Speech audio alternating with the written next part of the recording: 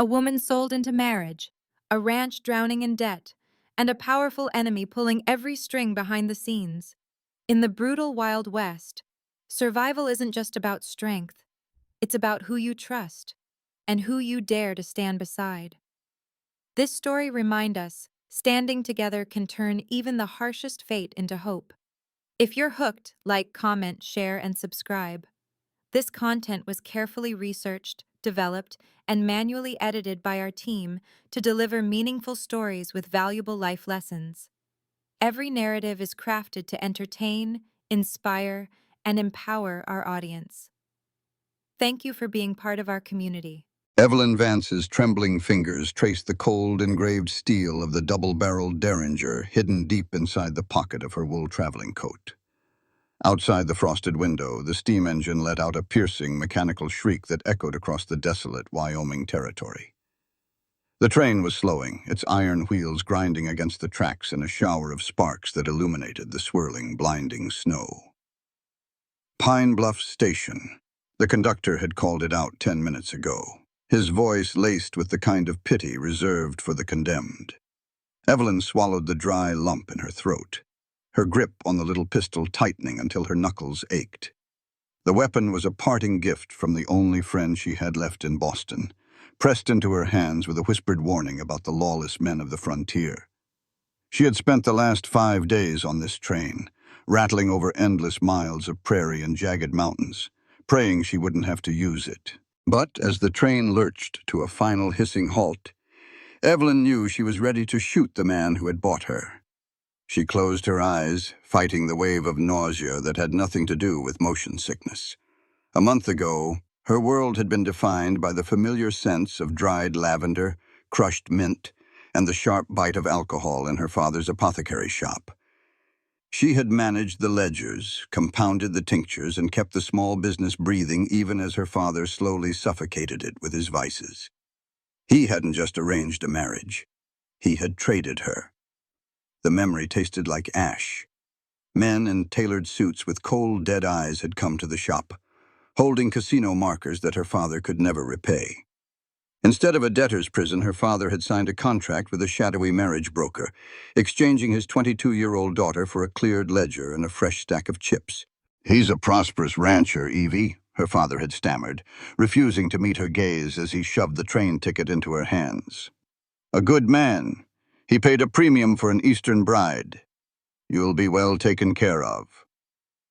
A man who bought a woman sight unseen to drag her out to the frozen edge of the world wasn't a good man. He was a beast who couldn't find a wife by any natural means.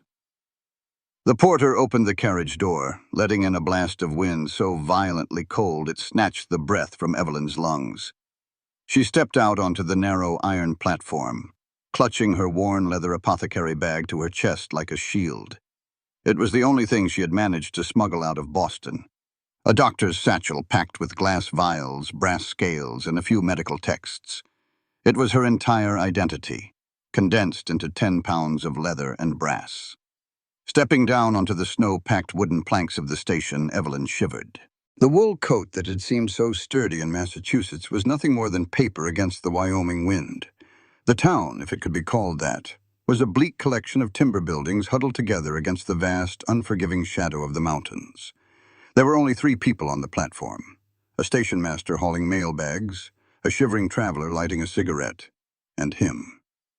Evelyn stopped dead in her tracks. He stood apart from the others, an imposing monolith of a man silhouetted against the gray afternoon sky. He was impossibly tall, with shoulders broad enough to block out the horizon. He wore a weather-beaten Stetson pulled low, and a heavy, shearling-lined leather coat that made him look even more massive. As if sensing her gaze, the man turned his head. Evelyn's breath hitched, her heart slamming against her ribs like a trapped bird. The left side of his face was a jagged, terrifying landscape of thick, raised burn scars. The ruined flesh pulled at the corner of his mouth and stretched up toward his temple, leaving him with an expression that looked perpetually fierce and hardened.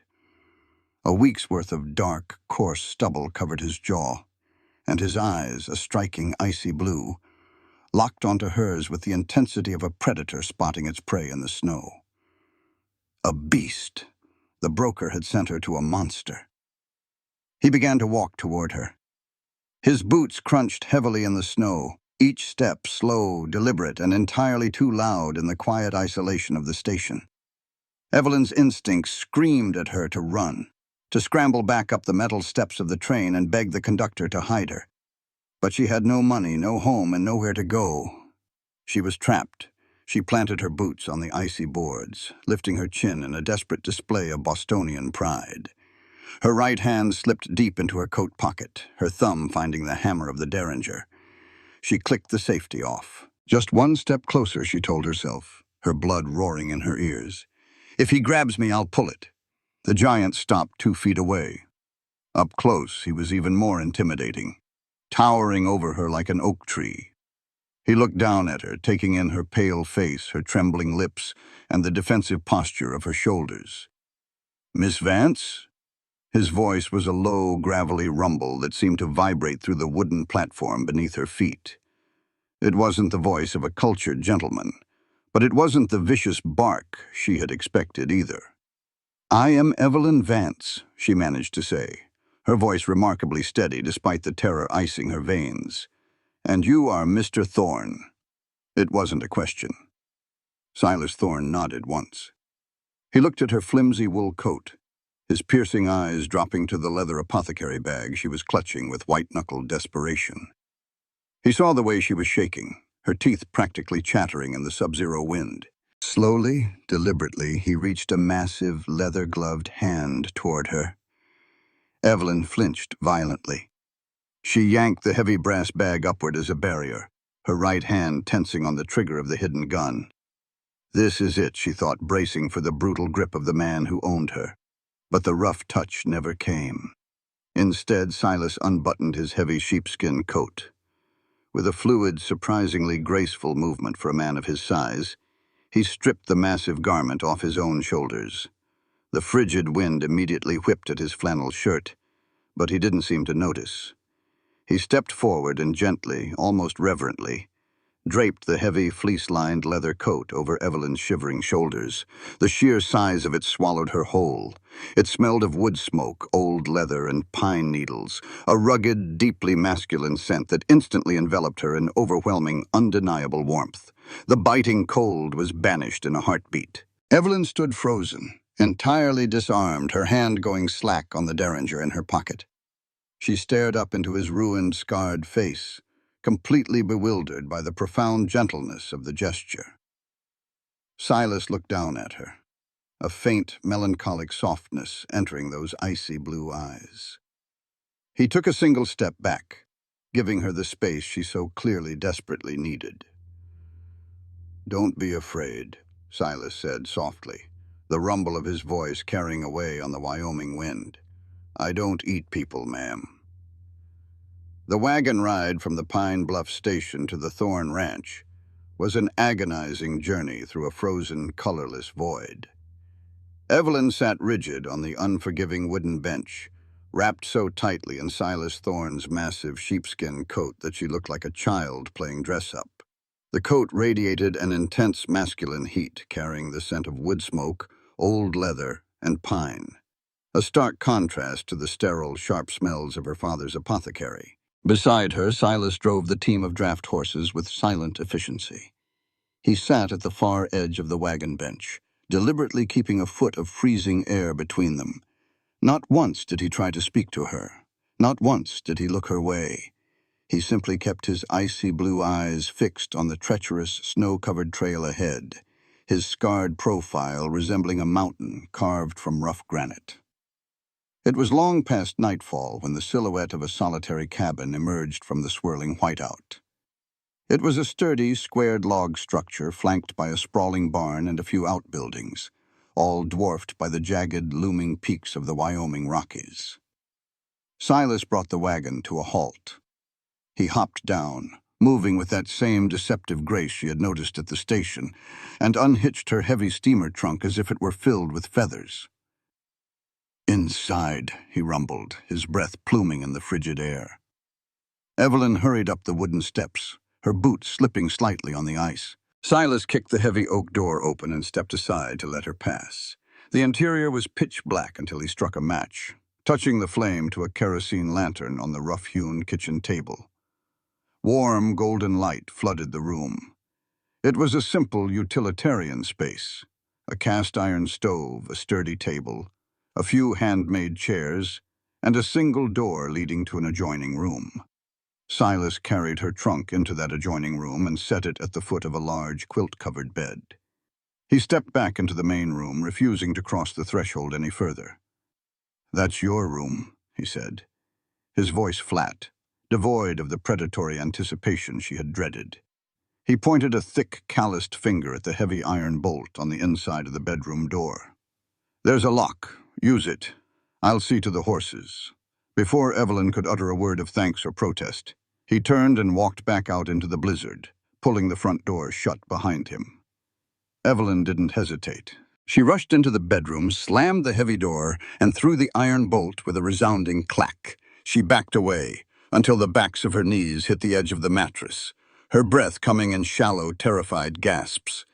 She sank onto the edge of the bed, her trembling hand reaching into her coat pocket to pull out the little double-barreled Derringer. She placed the gun on the bedside table right beside the kerosene lamp. She did not undress. She did not take off her boots. She simply pulled Silas's massive coat tighter around herself, curled her knees to her chest, and waited for the beast to return. The night was an eternity of psychological torture. The Wyoming wind howled like a wounded animal, rattling the window panes and making the timber logs groan under the pressure. Every creak of the floorboards, every snap of the settling wood, made Evelyn flinch, her hand darting out to hover over the cold steel of the pistol. She waited for the sound of heavy boots. She waited for the jiggle of the handle. She waited for the violent demands of a man who had purchased a bride. But the hours bled into one another, and the door handle never turned. When Evelyn finally opened her eyes, pale gray morning light was filtering through the frosted window pane. Her neck was stiff, her hands numb from gripping the quilt. She sat up, disoriented. The cabin was profoundly, eerily silent. More pressingly, it was freezing. Her breath formed thick white clouds in the bedroom air. Evelyn picked up the Derringer, slipped it into her skirt pocket, and slowly crept toward the door. She held her breath, sliding the iron bolt back. It clicked loudly. She winced, expecting a shout from the main room. Nothing. She pushed the door open. The main room was empty. The cast-iron stove was dead, the ashes cold. Frowning, Evelyn walked to the front window and wiped away a patch of condensation. Outside, the blizzard had passed, leaving behind a blinding expanse of pristine, glittering white. And there, trudging through the knee-deep snow from the barn toward the house, was Silas. He was carrying an armful of split firewood. His shoulders were hunched against the biting cold, and his hair and beard were heavily dusted with frost. He hadn't slept in the loft, he hadn't slept on the floor.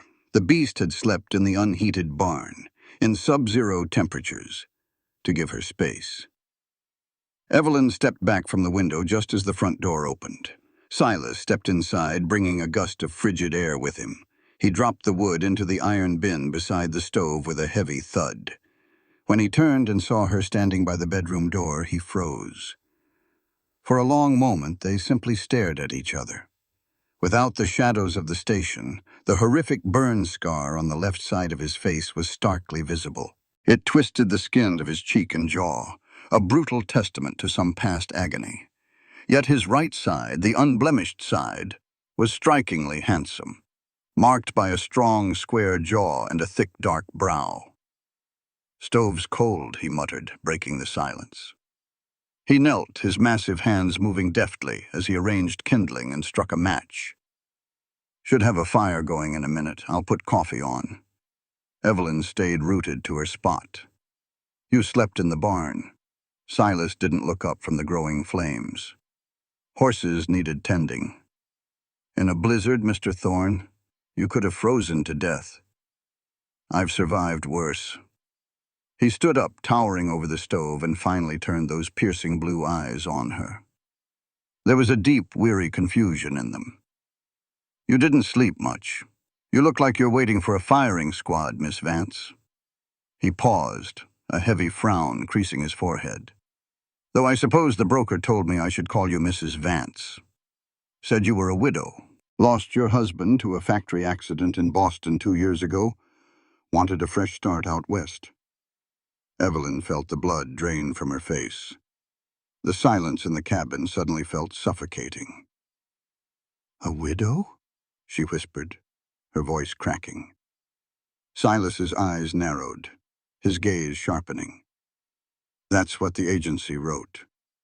Said you were a woman of the world, looking for a practical arrangement with a quiet man. He took a slow step forward. Why did you flinch when I reached for you at the station, Evelyn? Why did you lock that door like the devil himself was on the other side? The shame was a physical weight pressing down on her chest. Evelyn lifted her chin, her fierce Boston pride warring with the humiliating truth. I have never been married, Mr. Thorne. I am a spinster, an apothecary. Her voice trembled, but she forced herself to meet his imposing stare. And I did not contact a marriage agency for a fresh start. Silas went incredibly still. The air in the room seemed to drop another 10 degrees. Then why are you here? Because my father owned an apothecary shop that he ran straight into the ground. Evelyn's hands curled into fists at her sides. He owed $5,000 to men who break legs for sport. A broker visited the shop. He offered to clear my father's casino markers in exchange for a commodity. She swallowed hard, a single treacherous tear escaping her eye to track down her cold cheek. My father didn't arrange a marriage, Mr. Thorne. He sold me to pay a gambling debt. I expected you to be the monster who bought me. For a moment, Silas stopped breathing.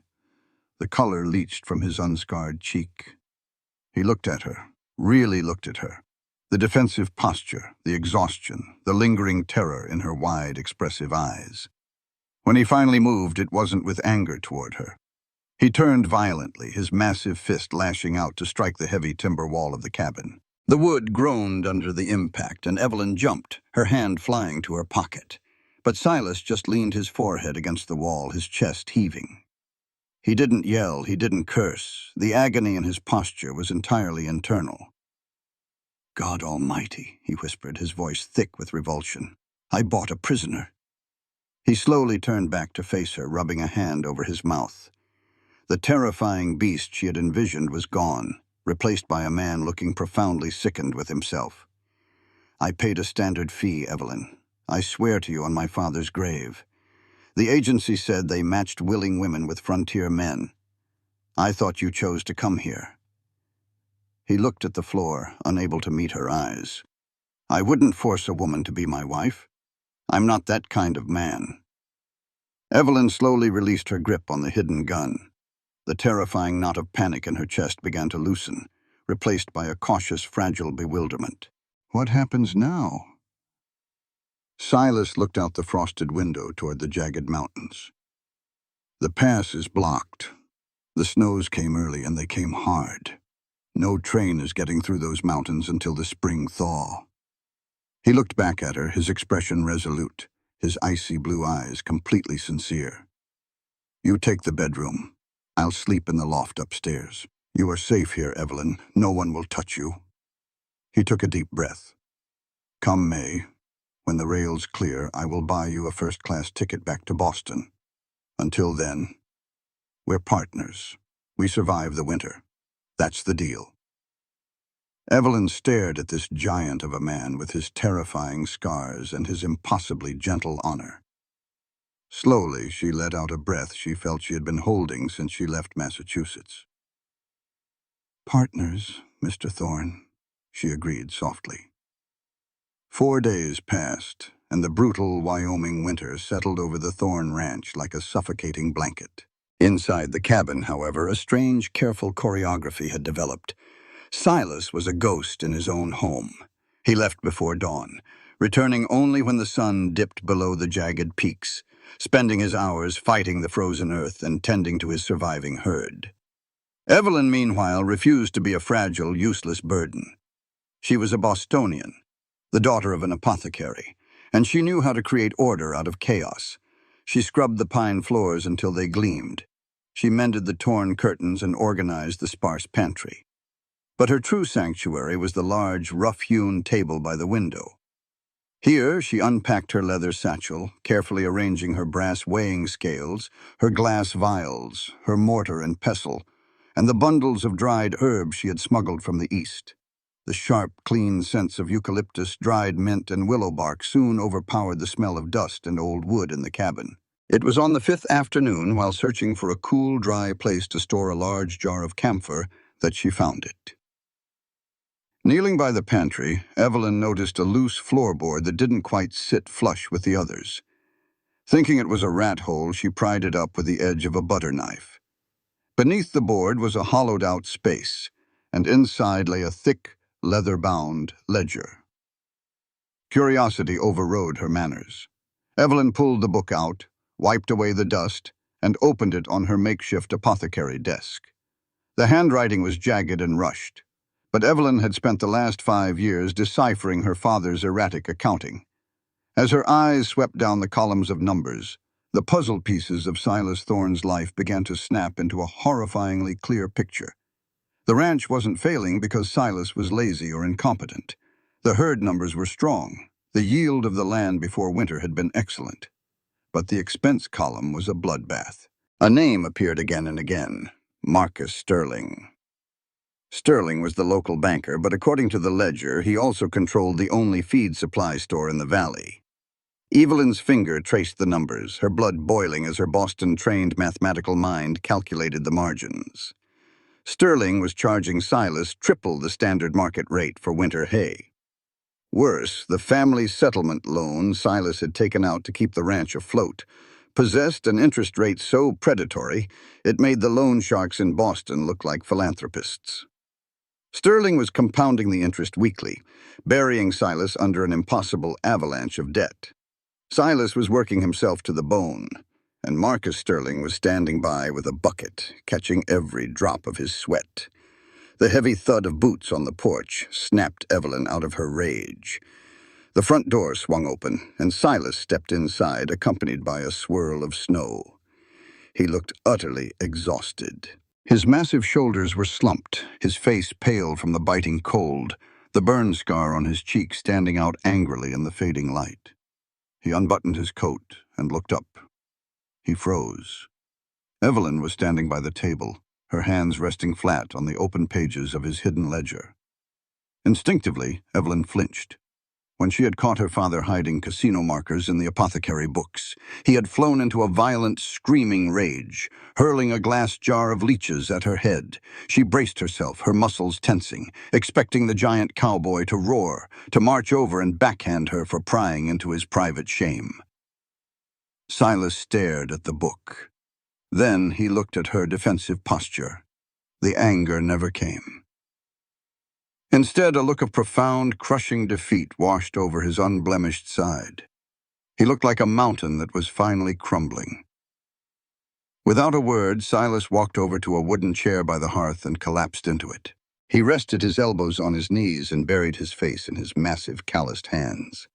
"I suppose your father taught you how to read a balance sheet," Silas mumbled through his fingers, his voice thick with exhaustion and quiet humiliation. Evelyn slowly relaxed her shoulders. She stepped away from the table and walked toward him, the warmth of the stove radiating against her skirt. "My father was a fool with money, Mr. Thorne, but he forced me to be brilliant with it, just to keep a roof over our heads." Silas let out a hollow, bitter laugh. "Then you know. You see exactly what you're tied to until May. A dead man walking." He dropped his hands, staring blankly at the flickering flames in the stove. "My father built this ranch from nothing, cleared the pines with his bare hands, and I'm going to lose it all to a man who wears a silk suit and works behind a mahogany desk." "You aren't losing it," Evelyn said, her voice sharp and precise. "It is being stolen from you." Silas looked up at her, surprised by the fierce indignation in her tone. "It's a legal contract, Evelyn. I signed the loan." "A loan with terms that would be considered criminal extortion in Massachusetts," she fired back, her eyes flashing.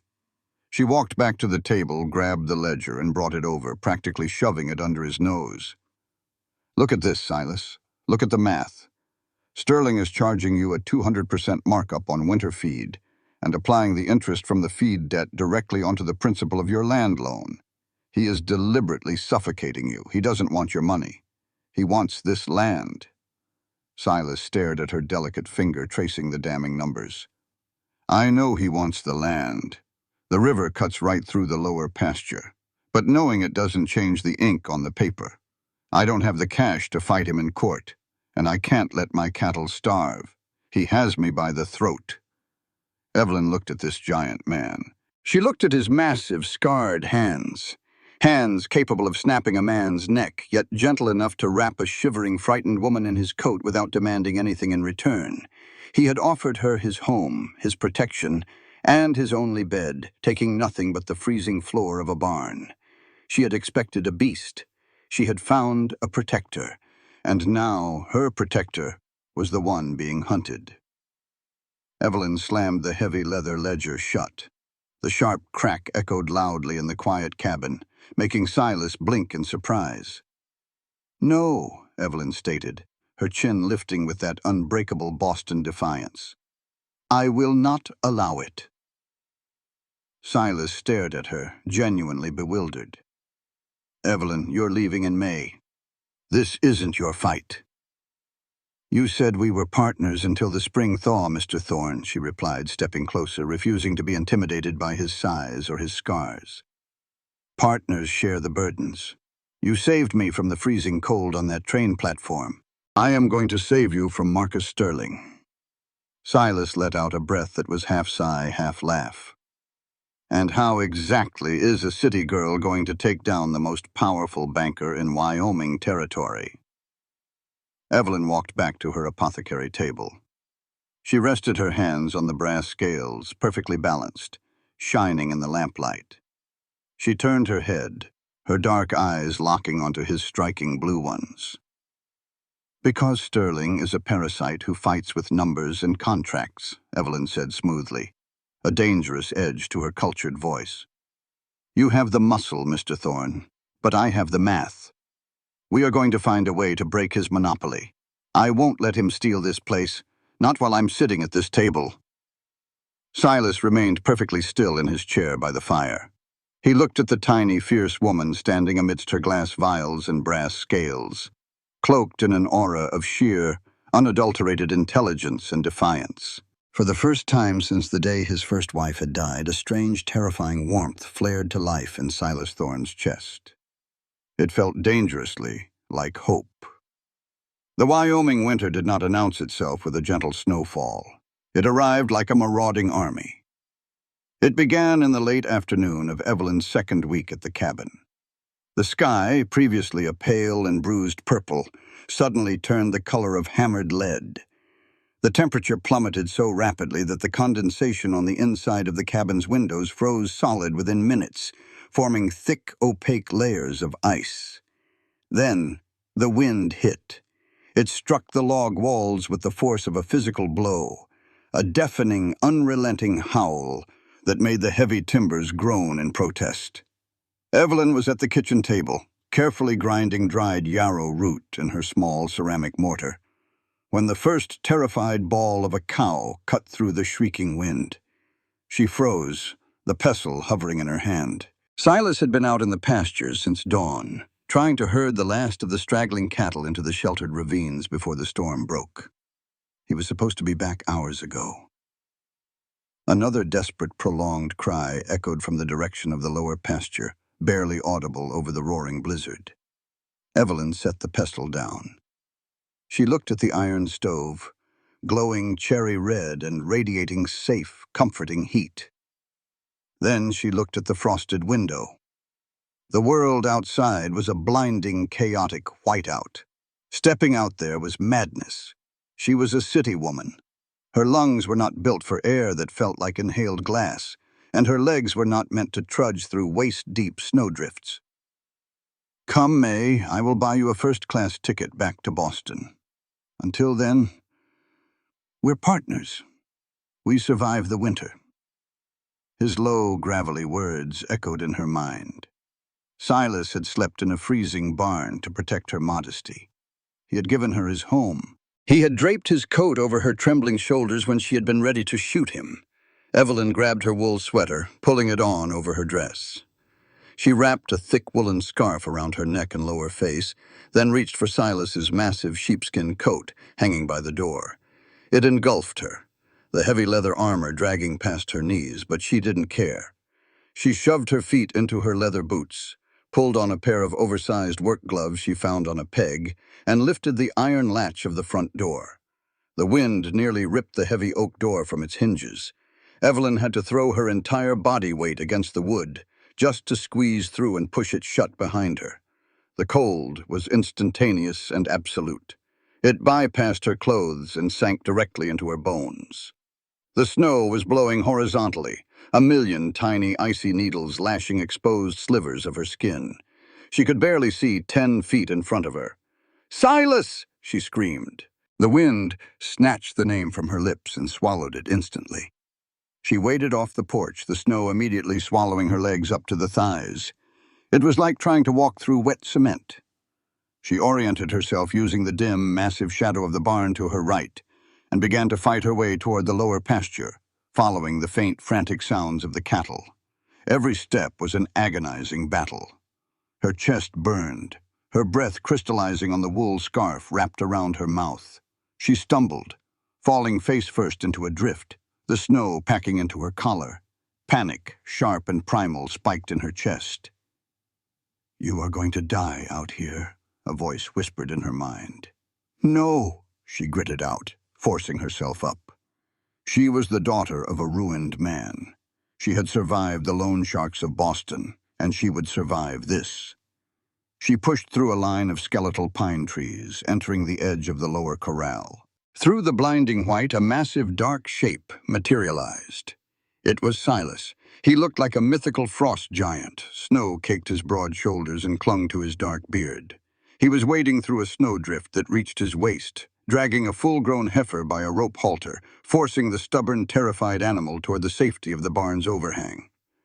But it wasn't the cow that made Evelyn stop dead in her tracks.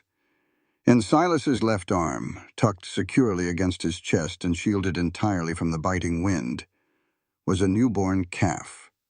He had unbuttoned the top half of his flannel shirt and heavy canvas jacket, pressing the freezing wet creature directly against his own bare skin to share his body heat.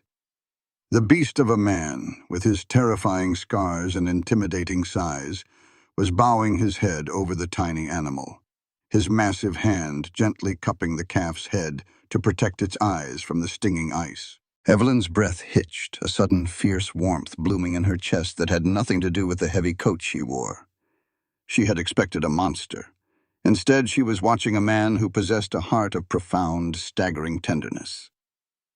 Silas looked up, catching movement through the snow. When his piercing blue eyes locked onto Evelyn, his expression morphed from exhaustion to absolute terror. "Evelyn," he roared, his voice booming over the gale. "What the hell are you doing out here? Get back to the cabin." "You need help," she screamed back, wading toward him. "It's 20 below zero. You'll freeze. Go back." "We are partners, Silas Thorne," she yelled, finally reaching him. She grabbed the coarse rope attached to the heifer's halter, wrapping her gloved hands around it. "Now pull." For a second, Silas just stared at the fierce, tiny woman wrapped in his coat, defying a Wyoming blizzard just to stand beside him. A muscle feathered in his jaw. Then he nodded once. "On 3. Keep your head down." Together, they fought the storm. With Silas carrying the calf and Evelyn throwing her entire meager weight against the rope, they managed to drag the panicked heifer through the deepening drifts and into the large 3-sided lean-to attached to the side of the main barn. It was packed with other cattle, their combined body heat making the air inside marginally warmer, though the wind still howled fiercely through the open front. Silas gently set the calf down in a pile of dry hay. The mother immediately began licking her baby, lowing softly. Silas turned to Evelyn, his chest heaving, his scarred face flushed with the cold. "You are a stubborn, foolish woman," he panted, though there was no anger in his eyes, only a gripping relief. He reached out, his large hands brushing the packed snow off her shoulders. "You could have died." "I am an apothecary, Silas. I know precisely how much cold the human body can endure," she lied through chattering teeth. Before Silas could reply, a horrifying sound shattered the momentary peace. It was a sharp, explosive crack, louder than a gunshot. They both looked up. The roof of the lean-to, burdened by the unprecedented weight of the sudden massive snowfall, was buckling.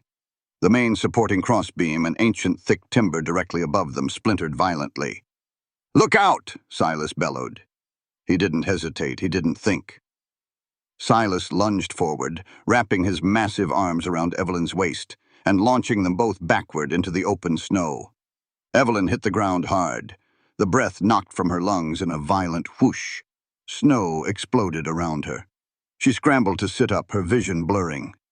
"Silas?" she gasped. She turned and her heart stopped. Silas hadn't cleared the collapse.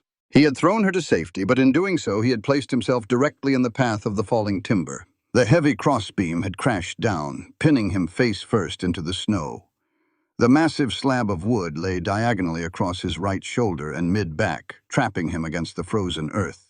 "Silas!" Evelyn screamed, scrambling on her hands and knees through the snow. She reached him, falling to her knees beside his head. He was conscious, but his face was contorted in sheer agony, his jaw locked tight to hold back a scream. His right arm was pinned uselessly beneath him. "Evie," he gritted out, the nickname slipping through his clenched teeth. Get to the cabin." "Shut up," she sobbed, panic clawing at her throat. She grabbed the massive timber with both hands and pulled with all her might. It didn't budge a fraction of an inch. It was hundreds of pounds of solid pine, waterlogged and heavy with snow. "I can't lift it. Silas, I can't lift it."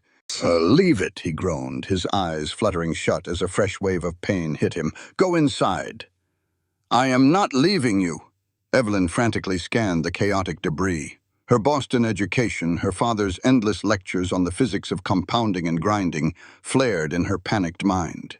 Leverage. You don't need strength if you have leverage.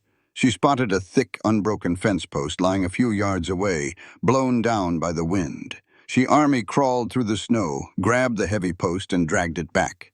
Next, she found a frozen, solid block of firewood that had spilled from a nearby stack.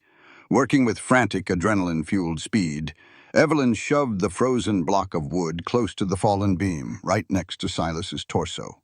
She jammed the end of the long fence post under the heavy timber, resting the middle of the post across the wooden block, a fulcrum and a lever. She stood at the far end of the fence post. She looked at Silas, who was watching her with hazy, pain-filled eyes. "When the beam lifts, you roll to your left. Do you understand me? Roll!" she screamed over the wind. Silas gave a weak, jerky nod. Evelyn threw her upper body over the end of the fence post, using her entire body weight to press down. The wood groaned. Her boots slipped in the snow. She screamed in exertion, her muscles burning, pushing down with everything she had. Slowly, agonizingly, the heavy timber began to lift off Silas's back. 1 inch, 2 inches. "Now!" she shrieked.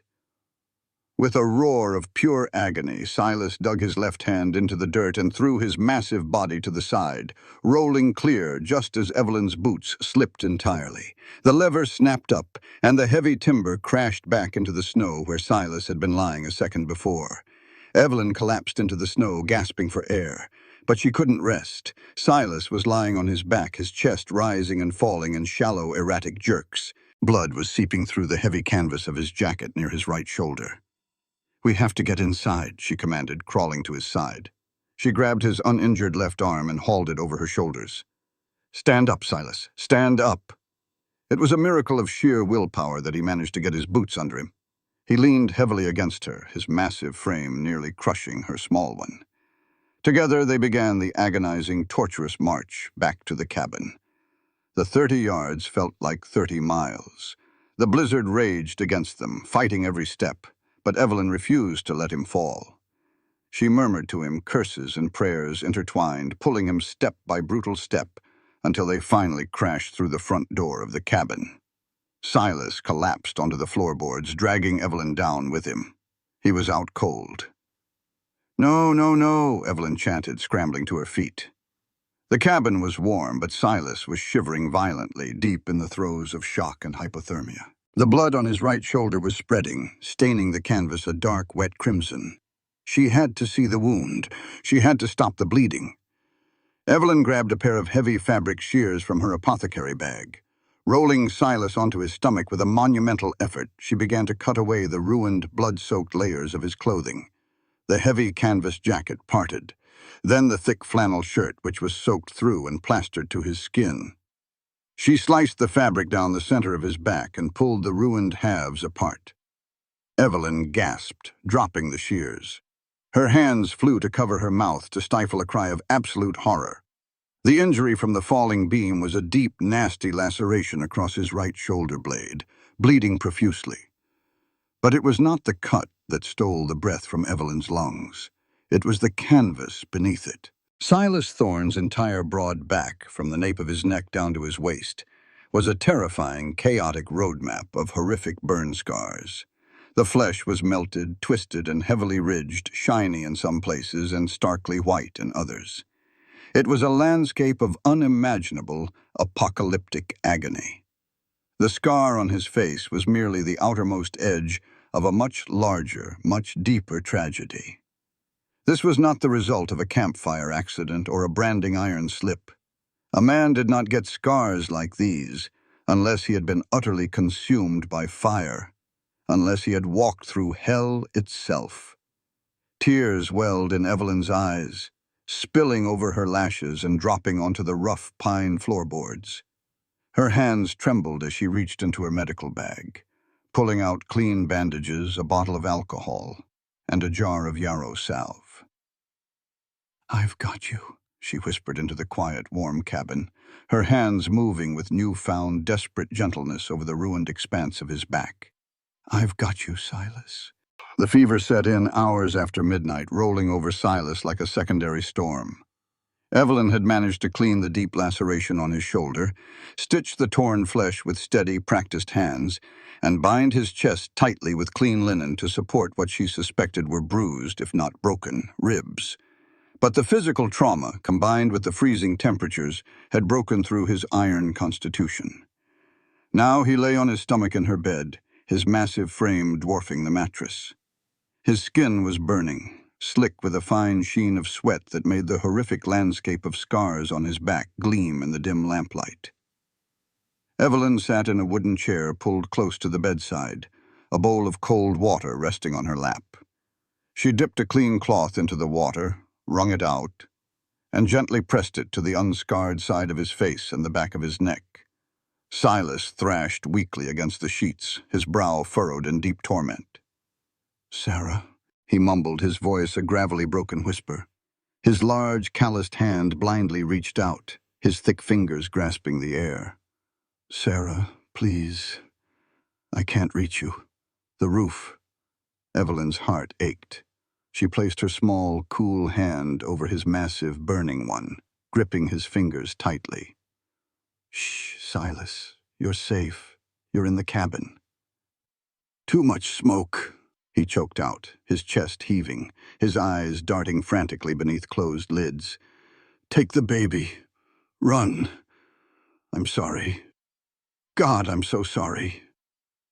He wasn't in the cabin. In his mind, he was back in the fire. He was reliving the moment that had scarred his flesh and shattered his soul.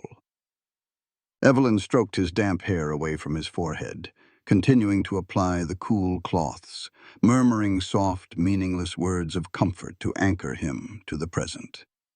She kept a constant vigil, replacing the willow bark poultices on his shoulder to draw out the fever, refusing to sleep, refusing to leave his side. By mid-morning, the wind outside had finally died down to a dull whistle. The blizzard had passed, leaving behind an ocean of brilliant, blinding white snow. The heavy thumping of boots on the front porch startled Evelyn. The front door cracked open, and old Jeb, The ranch's grizzled, bow-legged hired hand pushed his way inside. He was layered in so much wool he looked like a walking sheep, a thick layer of snow dusting his hat. Jeb stomped his boots, his rheumy eyes scanning the main room before landing on the open bedroom door. He saw Evelyn sitting exhausted by the bed, and the massive, unmoving form of Silas beneath the quilts. "Lord Almighty," Jeb wheezed, pulling off his hat and limping into the bedroom. He looked at Silas's pale face, then down at the bloody, ruined shirt Evelyn had cast into the corner. "The storm caught the boy?" "A beam collapsed in the lean-to," Evelyn said, her voice raspy from disuse. "He took the brunt of it to push me out of the way. He has a deep laceration and a high fever." Jeb sighed, a long, rattling sound. He pulled up a stool to the opposite side of the bed, his weathered face etched with deep sorrow as he looked at his boss. "He ain't got the sense God gave a goose when it comes to his own hide, especially when there's saving to be done." Evelyn looked at the old ranch hand. She thought of Silas's delirious pleas in the night. "Jeb, who is Sarah?" The old man went utterly still. He looked up at Evelyn, his eyes guarded, before turning his gaze back to the scarred expanse of Silas's back, partially visible above the quilt. "She was his wife," Jeb said softly, the words heavy with ghosts. "5 years ago. Back when Silas was just a young buck with a handsome face and a heart full of sunrise." Evelyn swallowed the lump in her throat. "What happened?" Jeb rubbed his weathered jaw, looking toward the frosted window. It was the Henderson place a few miles down the river. Lightning struck their barn in the dead of night, caught the dry hay. Wind blew the embers right onto their house roof. The whole place went up like a matchstick. Silas and Sarah had ridden over earlier that day to help with a foaling. They were staying in the guest room. Jeb paused, his voice trembling slightly. "When the fire took the house, Silas got Sarah out a ground-floor window. They were safe. But then they heard the Hendersons' little girl screaming from the upper floor. Her folks were trapped downstairs. Without a second thought, Silas kicked the front door in and went back into the flames." Evelyn's breath hitched. She looked at the horrific scars on Silas's back, the story suddenly painting them in a new, devastating light. "He found the girl," Jeb continued, wiping a gnarled hand over his eyes. "But the staircase collapsed behind him. He had to wrap the child in a wet rug and jump from the second-story window. He broke his leg in the fall, but the little girl didn't have a single burn on her." "But Sarah," Evelyn prompted gently. Jeb shook his head. "When Silas was inside, a burning rafter fell on the porch. Sarah, she had run back toward the house, thinking Silas was trapped. The rafter caught her. By the time Silas dragged himself and the kid out of the window, Sarah was gone, and Silas's coat had caught fire from the debris." Silence stretched in the small cabin, broken only by the crackle of the stove in the other room, and Silas's shallow breathing. "He laid in a bed just like this one for 3 months, Jeb whispered, screaming in pain from the burns. But the burns on his skin weren't nothing compared to the burns on his soul. He blames himself, thinks if he had been faster, if he hadn't gone back for the kid, he could have saved his wife. He looks in the mirror and sees a monster who failed to protect his family.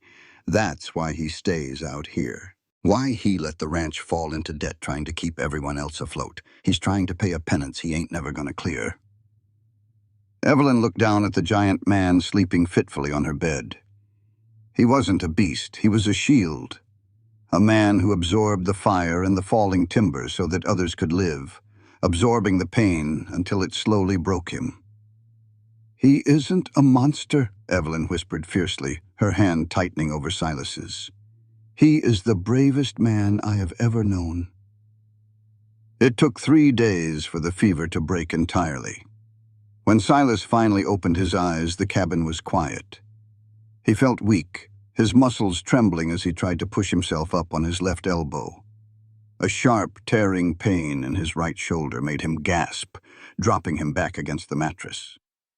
"Don't move," a soft, authoritative voice commanded. Evelyn stepped into his field of vision. She looked exhausted, with dark circles beneath her eyes, but her posture was uncompromising. She carried a steaming mug of willow bark tea, setting it on the bedside table. Silas blinked, his hazy mind piecing together the memories. The blizzard, the falling beam, the agonizing walk. He looked down at his bare chest, at the crisp, clean linen bandages wrapping his shoulder. Then the realization hit him like a physical blow. She had undressed him. She had seen his back. A profound, sickening wave of shame washed over Silas. He violently jerked his gaze away from her, turning his scarred face into the pillow. He pulled the quilt up higher, a desperate, humiliating instinct to hide his hideousness from the beautiful, refined woman from Boston. "I'm sorry," he rasped, his voice harsh and defensive. "You shouldn't have had to look at that, at me." Evelyn didn't offer pity. She didn't offer a sweet, condescending platitude. Instead, she sat on the edge of the mattress, the springs groaning under her slight weight. "I am an apothecary, Silas Thorne. I grew up surrounded by the realities of flesh, blood, and bone. Scars do not frighten me. These aren't just scars, Evelyn. I'm a monster," he growled, the self-hatred dripping from every syllable. "I'm ruined." "You are a fool," Evelyn countered sharply. Silas looked back at her, stunned by her tone. Evelyn leaned forward, her dark eyes blazing with an intensity that pinned him to the bed. "Jeb told me what happened 5 years ago. He told me about the fire, about the child you saved and the wife you lost." Silas closed his eyes, his throat working convulsively. "I failed her. You saved a child's life, and you took a falling timber to the back to save mine," Evelyn said, her voice dropping to a fierce, trembling whisper. "You wear your bravery on your skin, Silas. Every scar on your body is a testament to the fact that when disaster strikes, you do not run away. You step into the fire." She reached out, her cool, delicate fingers gently resting over his massive, trembling hand. "You are not ruined. You are magnificent." Silas stared at her, utterly undone. No one had ever spoken to him like this. No one had ever looked at his scars and seen anything other than a tragedy or a horror. But looking into Evelyn's eyes, he saw only profound respect, and something deeper, something that terrified him more than the fire ever did. A week later, Silas was finally allowed out of bed, though Evelyn strictly forbade him from stepping foot outside the cabin. The afternoon sun was streaming through the defrosted windows, painting the pine floor in golden squares. Evelyn was at the kitchen table, meticulously balancing her brass scales to measure out a dose of camphor. She paused, glancing over her shoulder. Silas was sitting in the large armchair by the stone hearth. He was shirtless, the bandages removed, exposing the broad, powerful expanse of his chest and the creeping edges of the scars on his neck and shoulder. But it wasn't his chest that caught Evelyn's attention. It was his hands. His hands were massive, the knuckles permanently swollen from years of brutal labor, the palms thick with yellowed calluses. They were hands built for breaking wild horses, for swinging heavy axes, for destruction and brute force. But right now, those giant hands were engaged in an act of breathtaking delicacy. Silas was holding a small, smooth piece of river-polished birchwood. In his right hand, gripped with precise, fluid control, was a sharp whittling knife. He was carving. Evelyn watched, mesmerized, as the terrifyingly strong man shaved millimeter-thin ribbons of wood away, shaping the block with a gentle, reverent patience. The firelight danced over the severe lines of his face, softening the jagged scar on his cheek, highlighting the intense, quiet focus in his eyes. He brushed the wood shavings from his lap, blew a speck of dust from his creation, and looked up, catching her staring. A faint rush of color touched his unblemished cheek. He slowly stood up, walking toward her table with a slight limp. He stopped a foot away, looking down at her brass scales, then slowly extended his massive hand. Resting in the center of his rough palm was a tiny, perfectly carved wooden mortar. accompanied by a beautifully balanced, contoured pestle. The wood had been sanded smooth with a piece of pumice stone, oiled until it gleamed, crafted specifically to fit the exact small dimensions of Evelyn's hands. "I noticed your ceramic one got chipped during the wagon ride from the station," Silas said softly, his voice a low rumble in the quiet cabin. He didn't meet her eyes, suddenly entirely unsure of himself. "Birchwood won't alter the flavor of the herbs. Well, it's for you." Evelyn looked at the exquisite, delicate tool resting in the palm of a giant. It was a physical manifestation of everything Silas Thorne was. Strength harnessed into absolute thoughtful tenderness. She reached out, but she didn't take the mortar and pestle. Instead, Evelyn laid her small, soft hand directly over his. Then she took a step closer, entirely invading his space. She looked up into his face. Silas's breath hitched, his chest rising as she reached her free hand up. She didn't touch the handsome, unblemished side of his face. She pressed her palm flat against the jagged, twisted, terrifying burn scar on his left cheek. Silas went utterly rigid. A violent shudder ripped through his massive frame.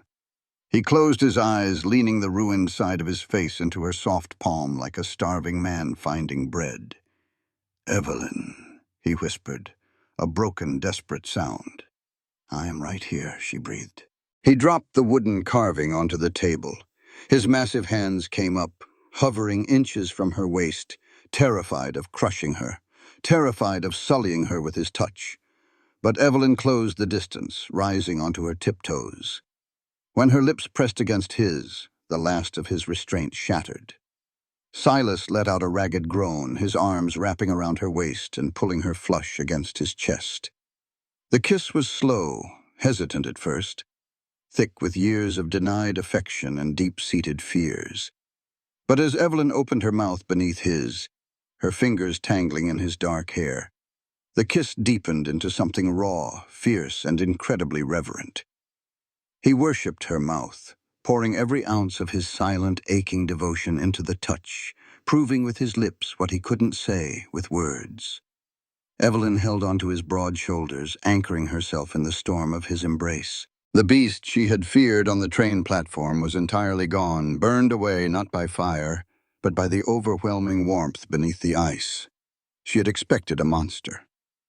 But as Silas Thorne held her, as if she were the most precious, fragile thing in the world, Evelyn knew she had found the only man who could ever truly own her heart. The brutal Wyoming blizzard finally broke 3 days later, leaving the valley buried under a staggering ocean of pristine, blinding white snow.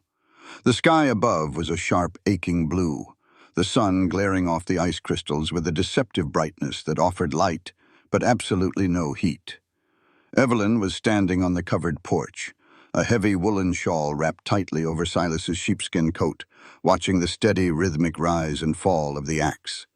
Silas was at the woodblock, his breath pluming in the frigid air. Despite his healing shoulder, he swung the heavy iron axe with a fluid, devastating power, splitting thick pine logs with a single resounding crack. He had shed his heavy coat, working only in his flannel shirt, the fabric stretching taut across his massive back. It had been 3 days since the kiss by the hearth. 3 days of an incredibly charged, heavy awareness, stretching between them. Silas treated her with a reverence that bordered on holy, his icy blue eyes tracking her every movement in the small cabin, filled with a quiet, burning awe. The rhythmic sound of the axe suddenly stopped. Silas stood perfectly still, the axe head resting on the block, his gaze fixed on the narrow snow-packed trail leading up from the valley floor. Evelyn squinted against the glare. 2 riders were approaching, their horses breaking through the chest-high drifts with labored breaths. As they drew closer, Evelyn recognized the polished silver star pinned to the heavy winter coat of the man on the left. It was Sheriff Miller, a man with a tired face and a reputation for bending to the highest bidder. But it was the man on the right who made Evelyn's stomach plummet. Marcus Sterling looked entirely out of place in the rugged frontier. He sat astride a sleek, blood-bay gelding, wearing a tailored wool overcoat with a velvet collar, a bowler hat, and a silk scarf. He looked impeccably clean, wealthy, and dangerous. Silas buried the axe head into the chopping block with a sharp thud. He didn't say a word, but his massive frame went rigid, his jaw clenching as he stepped between the riders and the porch where Evelyn stood. He was the human embodiment of a fortress wall. Sterling pulled his horse to a halt a few yards away, his breath puffing into the cold air. He looked down his aristocratic nose at Silas, his gaze lingering on the jagged burn scars visible on the cowboy's neck and cheek with poorly concealed disgust. "Morning, Thorne," Sterling said smoothly, his voice dripping with oily confidence. "Surprised to see you still breathing after that storm." "What do you want, Sterling?" Silas rumbled, his voice dropping an octave, sounding more like a territorial growl than human speech. Sterling merely smiled, a thin, cruel curving of his lips. He dismounted, adjusting his leather riding gloves, and turned his attention to the porch. "I'm not here for you, Silas. I'm here on a rescue mission." He tipped his bowler hat toward Evelyn. "Miss Vance, or should I say the poor, terrified captive of Pine Bluffs. I am Marcus Sterling. I run the bank in town, and I assure you, your nightmare is over." Evelyn frowned, her hands tightening on the porch rail. "I am not having a nightmare, Mr. Sterling, and I do not require rescuing." Sterling chuckled, a patronizing sound that grated against Evelyn's Bostonian sensibilities. He reached into the inner breast pocket of his coat and pulled out a folded sheaf of heavy legal paper. "You don't have to be brave anymore, my dear. We know exactly how you were brought here. We know about the broker." Silas stiffened, taking a half-step forward. "I paid that agency a lawful fee. The broker said she was a willing widow." "Oh, Silas, you magnificent, gullible brute," Sterling sneered, unfurling the document. "Did you really think a refined Eastern woman would willingly cross the country to marry a man who looks like he crawled out of a furnace? The agency is a front. I should know. I fund it." The air in the clearing seemed to freeze completely. Evelyn felt the blood drain from her face. "You fund the marriage broker?" Evelyn demanded, stepping down to the bottom stair of the porch. "A necessary investment to protect my banking assets," Sterling said smoothly, tapping the paper. "You see, Silas here holds a very specific, very old piece of paper called a family settlement loan. It was granted by the federal government to encourage permanent homesteading. The interest rate is fixed, but the stipulations are ironclad. The landholder must be actively working the ranch, and he must be head of a willing, legally recognized household." Sterling turned his cold eyes back to Silas. "If the homesteader is unmarried, or if the marriage is proven to be coerced, fraudulent, or dissolved, the loan defaults immediately. The bank takes possession of the collateral. In this case, 3,000 acres of prime grazing land, and the only untainted river access in the valley." The sheer, calculated cruelty of the trap hit Evelyn like a physical blow. Sterling hadn't just overcharged Silas for feed. He had specifically instructed the broker to find the most fragile, unsuitable, easily terrified city girl possible, knowing Silas would pay the fee in a desperate bid to save his ranch. Sterling had bet his money that Evelyn would take one look at Silas's scarred face, experience one night of the brutal Wyoming winter, and run screaming back to the train station, voiding the deed instantly. "You set him up," Evelyn whispered, her voice trembling with rage. "You used my father's gambling debts to traffic me here just to steal this man's land." "Business is business, Miss Vance," Sterling replied without an ounce of shame. He turned to the sheriff. "Sheriff Miller, as the director of the lending institution, I am formally declaring the Thorne loan in default due to fraud and coercion. Arrest Mr. Thorne for the kidnapping and unlawful detainment of this young woman." Sheriff Miller looked uncomfortable, shifting his weight in the saddle. "Silas, don't make this hard. Just put your hands out." Silas didn't reach for the gun strapped to his hip. He didn't shout. He just looked back at Evelyn. The expression on his face shattered her heart. The fierce protective warrior was gone. In his eyes was the absolute crushing resignation of a man who believed he was finally getting exactly what he deserved. He thought he was a monster, and the world was finally confirming it. "It's all right, Evie," Silas said, his voice terrifyingly gentle, completely ignoring the sheriff and the banker. "The sheriff will take you to town. Sterling will pay for your ticket back to Boston. You'll be safe." He turned back to the sheriff, slowly raising his massive, calloused hands to be bound. "Put your hands down, Silas Thorne." The command sliced through the crisp air like the crack of a whip. Sterling and the sheriff blinked in surprise. Silas froze. Evelyn marched off the porch, her boots crunching in the snow. She didn't stop until she was standing directly in front of Silas, physically blocking the sheriff's line of sight. She was 1.5 feet shorter than the cowboy and a fraction of his weight, but at that moment she radiated the authority of an advancing army. She reached out and grabbed Silas's raised left hand, the hand on his scarred side. She intertwined her delicate fingers with his thick, rough ones, pulling his arm down and locking it firmly against her side. Then Evelyn turned her blazing dark eyes onto Marcus Sterling. "You are a poorly educated, overdressed parasite, Mr. Sterling," Evelyn said, her voice echoing with flawless, aristocratic Bostonian diction. "And your legal comprehension is as offensive as your cologne." Sterling's smug smile vanished. "Excuse me?" "You heard me," she snapped. "I am not a captive. I am not a victim.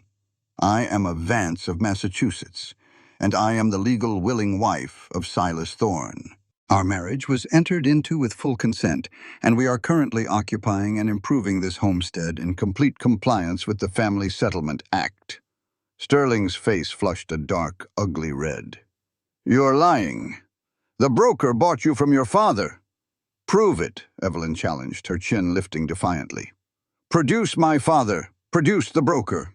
"In the eyes of the Wyoming territorial law, the only thing that matters is the sworn testimony of the wife.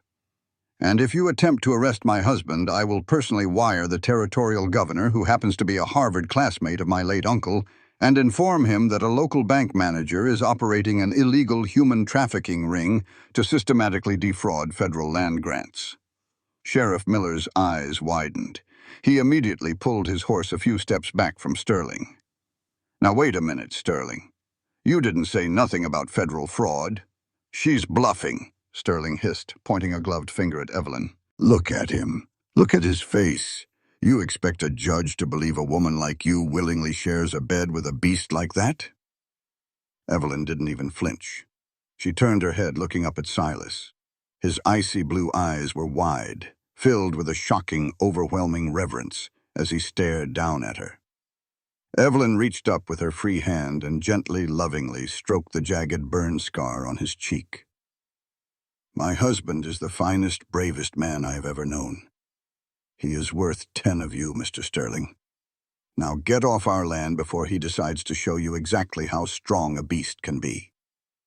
Silas didn't say a word, but the subtle shift in his posture, the sudden lethal squaring of his massive shoulders, and the dark predatory glint that returned to his eyes was enough.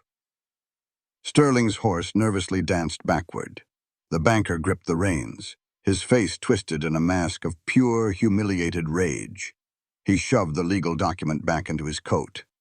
"Fine," Sterling spat. "Play the devoted wife." "But it doesn't change the math, Mrs. Thorne. The balloon payment on that loan is due at the end of March.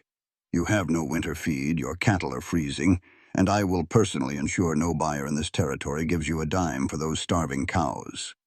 You won't survive the winter. I'll be back for the deed in the spring."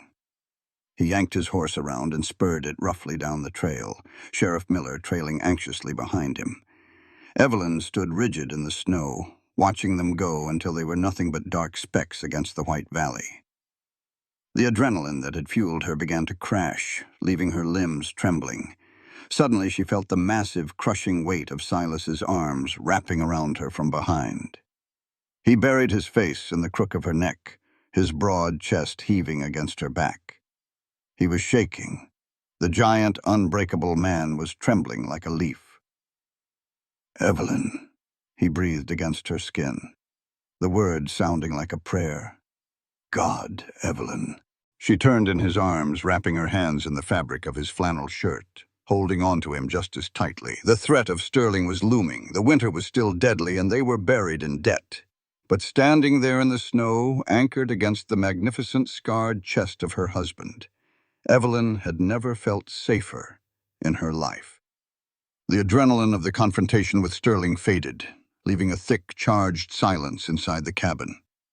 Silas had bolted the heavy oak door. He stood by the hearth, the flickering light of the fire casting long shadows across the room. He was staring at Evelyn, who was unwrapping her shawl, her hands still trembling slightly from the sheer audacity of what she had just done. "You didn't have to lie for me," Silas said, his voice a low, rough rasp in the quiet room. Evelyn paused, setting her shawl on the chair. She turned to face him, her dark eyes locking onto his. "I didn't lie, Silas." Silas swallowed hard. He looked at the floor, his massive hands opening and closing at his sides. "I'm a ruined man, Evelyn. I have a mountain of debt, a target on my back, and a face that scares children. You could have walked away. You could have been on a train to Boston by the end of the week." "I told you before," she said, her voice impossibly soft as she closed the distance between them. "My home is not in Boston." She stopped just inches from him. Silas was so tall she had to tilt her head back to look at him. He was breathing heavily, his chest rising and falling in erratic jerks. He looked utterly terrified, not of Sterling, not of the bank, but of her, of the fragile, beautiful thing standing so close to his broken edges. Evelyn reached out, her small hands resting flat against the solid wall of his chest. She could feel the frantic, heavy pounding of his heart beneath the flannel. "You called me your wife out there," Silas whispered, as if the word itself was sacred. "I am your wife," she replied. Evelyn slid her hands up his chest, wrapping her arms around his thick neck. She pulled his head down, rising onto her tiptoes, and pressed her lips to his. This kiss was not the hesitant, fearful exploration of 3 days ago. It was a torrential release of every unspoken emotion, every ounce of gratitude, and a fierce, burning desire that had been simmering beneath the surface since the moment he had wrapped her in his coat at the station. Silas groaned, a deep, guttural sound that vibrated against her lips. His massive arms swept around her waist, lifting her entirely off the floor. Evelyn gasped into his mouth, her hands tangling in his thick, dark hair as he carried her across the room and into the bedroom. He set her down gently beside the bed, stepping back as if the heat radiating from them both might burn her. His chest heaved, his icy blue eyes dark with a hunger that made Evelyn's breath catch. But still he hesitated. His right hand reached up, his fingers hovering over the buttons of his shirt, a flash of deep shame crossing his features. He was thinking of his back. He was thinking of the scars. Evelyn didn't let him retreat. She stepped forward, brushing his hands away. "Let me," she murmured. With slow, deliberate movements, Evelyn unfastened the buttons of his flannel shirt. She pushed the fabric off his broad shoulders, letting it fall to the floor. The firelight from the main room spilled through the doorway, illuminating the magnificent muscled expanse of his chest and the jagged edges of the burn scars that crept over his shoulder. She pressed her palms flat against his chest, sliding them slowly over his warm, hard skin. She traced the edge of the scars, her touch lighter than a feather, offering nothing but absolute, unconditional acceptance. Silas's eyes fell shut, a tear escaping the corner of his eye to track down his scarred cheek. He reached out, his massive, trembling hands cupping her face.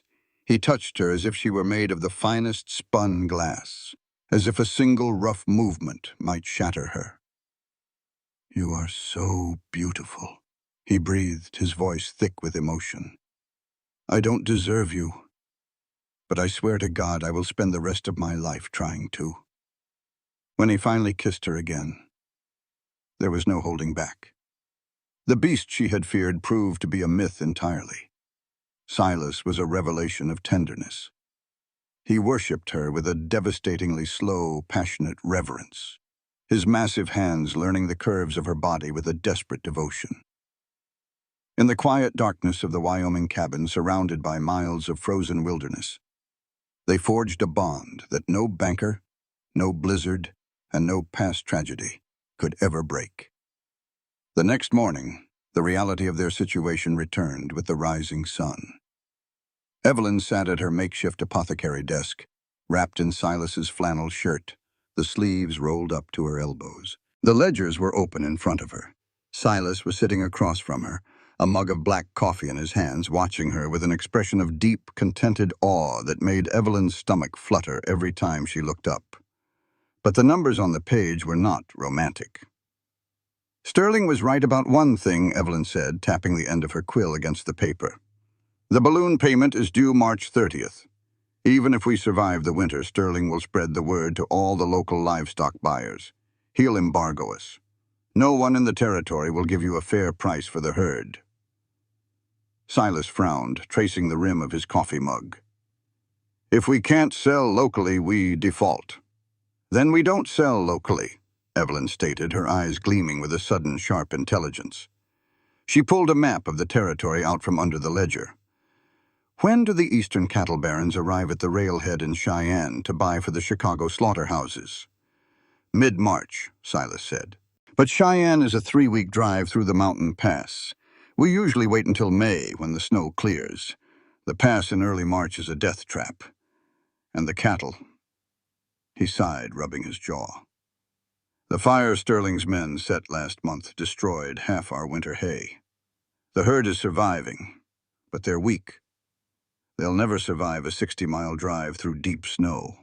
They'll drop dead of exhaustion before we clear the foothills." Evelyn looked at the map. She looked at her brass scales. Then she smiled, a slow, brilliant Bostonian smile that made Silas sit up slightly straighter. "They won't drop dead," Evelyn said, standing up and moving toward her leather satchel. "Because I am not just a bookkeeper, Silas. I am an apothecary." She began pulling glass jars and bundles of dried roots onto the table. "My father used to supply tonics for the carriage horses of the wealthiest families in Massachusetts. If a horse was overworked, freezing, or malnourished, we didn't just give them hay, we gave them medicine." Silas stood up, walking over to the table, looking at the strange array of herbs.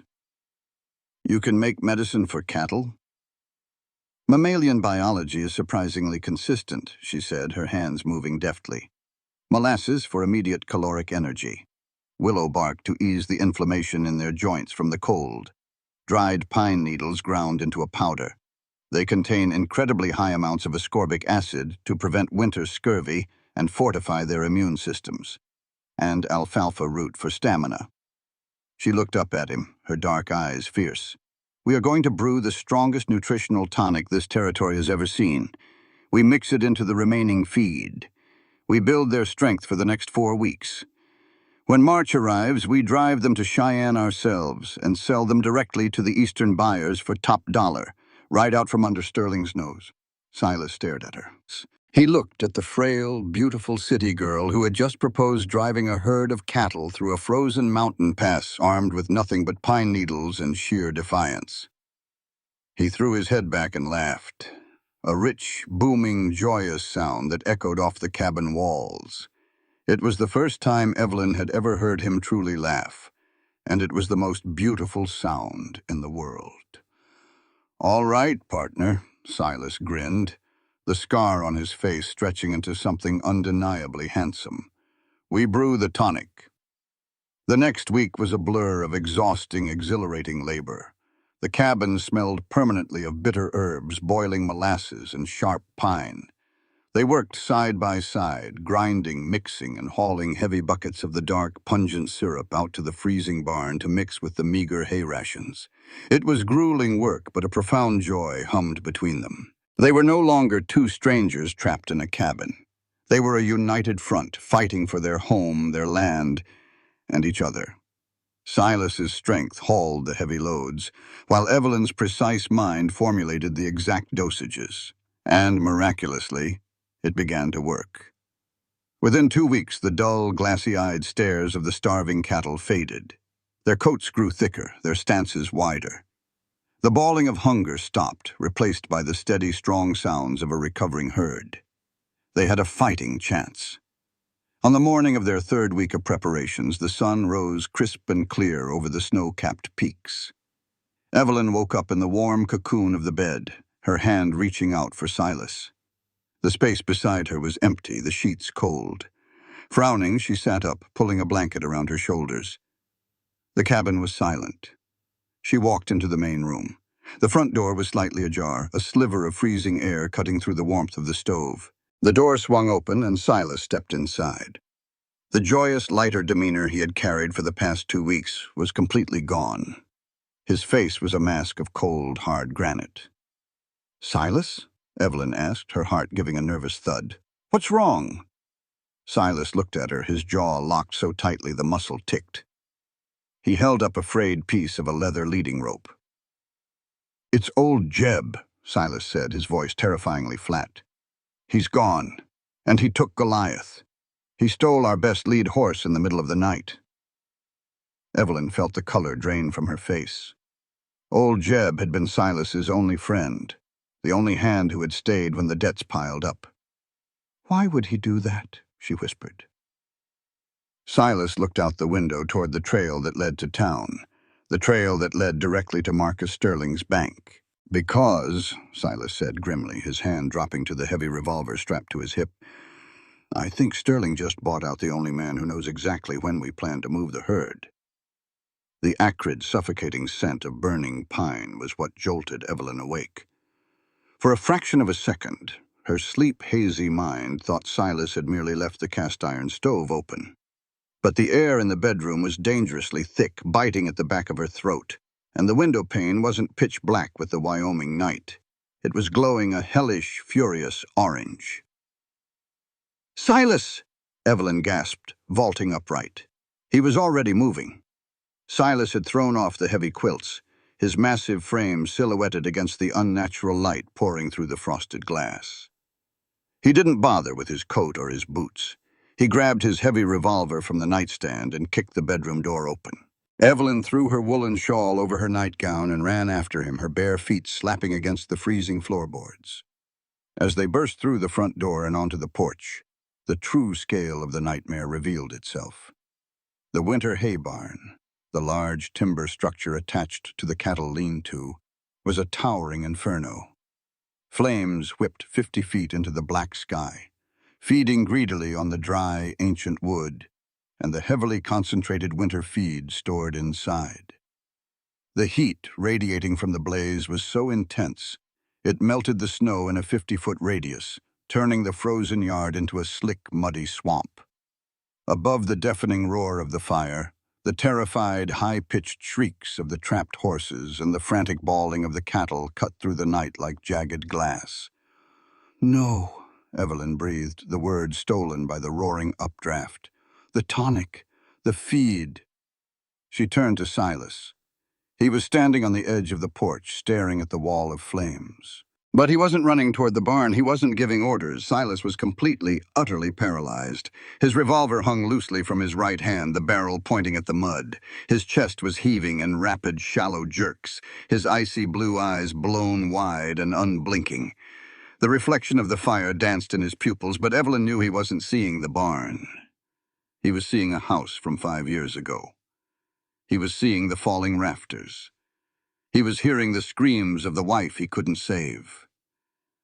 The PTSD had him in a vice grip. His mind had snapped backward, trapping the giant in his own personal hell. "Silas!" Evelyn screamed over the roar of the fire, grabbing his massive bicep and shaking him. "Silas, the animals! We have to open the gates!" He didn't look at her. His lips parted, a choked, broken sound escaping his throat. "Sarah," he whispered to the flames. "I can't. The roof is gone. I can't reach her." A heavy timber collapsed inside the barn, sending a geyser of bright orange sparks shooting into the starry sky. The wind shifted, blowing a thick cloud of black, choking smoke directly over the corral. The animals were going to burn alive, and Silas was trapped in a nightmare he couldn't break. If she waited for him to snap out of it, they would lose everything. Evelyn didn't hesitate. She let go of his arm and bolted off the porch. The mud froze her bare feet instantly, but the adrenaline surging through her veins masked the pain. She sprinted toward the heavy iron water trough situated 20 yards from the blazing barn. The surface of the water was frozen solid. Evelyn grabbed a heavy iron horseshoe from the mud and smashed it into the ice, fracturing the thick layer until freezing water sloshed out. She ripped the heavy woolen shawl off her shoulders and plunged it into the icy water, soaking it completely. Throwing the freezing, dripping wool over her head and shoulders, forming a makeshift fire-resistant hood, she turned her eyes to the blazing lean-to. "Evelyn!" The scream tore out of Silas's throat, a sound of absolute soul-shredding terror. The sight of the woman he loved, wrapped in a blanket, running directly toward a towering inferno, was the violent shock his shattered mind needed. The ghost of the past evaporated, replaced by the horrifying reality of the present. History was repeating itself right in front of his eyes. He had lost one wife to the flames. He would drag the Rocky Mountains down with his bare hands before he lost another. "Evelyn, stop!" Silas roared, sprinting into the mud. Evelyn didn't stop. She hit the heavy wooden gate of the cattle lean-to just as the heat began to singe her eyelashes. The metal latch was searing hot. She cried out, using the wet wool of her shawl to grip the iron bar, throwing her entire meager weight backward. The gate groaned but wouldn't budge. The wood had warped from the intense heat. Suddenly, a massive, unyielding force hit the gate from beside her. Silas slammed his heavy shoulder directly into the thick pine barrier. The warped wood splintered with a deafening crack, the iron hinges tearing free from the posts. The gate collapsed outward into the mud. "Move!" Silas bellowed. A stampede of terrified, soot-covered cattle surged blindly through the opening, fleeing the intense heat and scattering into the snowy darkness of the open valley. But the horses were still trapped in the adjoining stalls, and the roof above them was entirely engulfed. Flaming debris was raining down into the dry straw of the stalls. Silas grabbed Evelyn by the waist, physically throwing her 10 feet back into the safety of the snow. "Stay back," he ordered, his scarred face looking positively demonic in the firelight. He didn't wrap himself in wet wool. He simply charged into the burning structure. Evelyn scrambled to her knees, screaming his name, coughing violently as the black smoke rolled over her. Through the swirling sparks, she watched Silas Thorne wage war against the fire.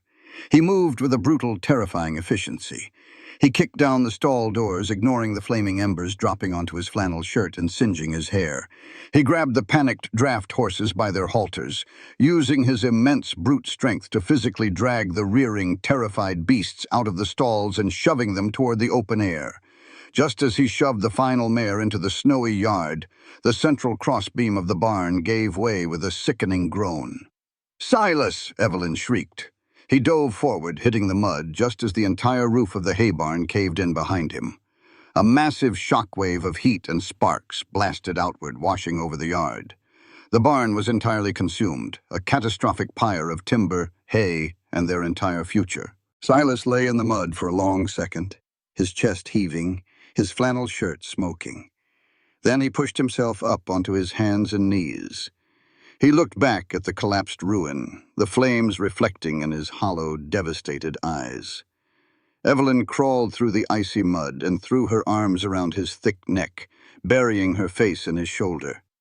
He felt like a furnace, his skin flushed and smelling of ash and sweat. Slowly, his massive arms came up to encircle her, pulling her onto his lap in the freezing mud.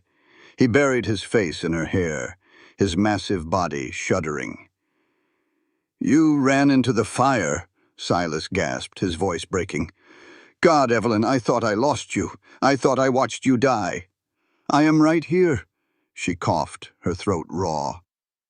She pulled back, cupping his soot-stained face, tracing her thumbs over his unblemished cheek and his jagged scar alike. "We are both alive. We did it. We saved the animals." Silas didn't smile. He looked over her shoulder at the inferno. The heat was melting the snow for 50 yards in every direction, but it offered no warmth to his soul. "We saved the animals," Silas whispered. a profound, crushing defeat bleeding into his voice. But Sterling sent a message, and he won. "What are you talking about?" Silas gently lifted her up, standing and carrying her away from the intense heat of the blaze, stepping back into the deep, untouched snow toward the cabin. "Look at the barn, Evelyn," Silas said numbly.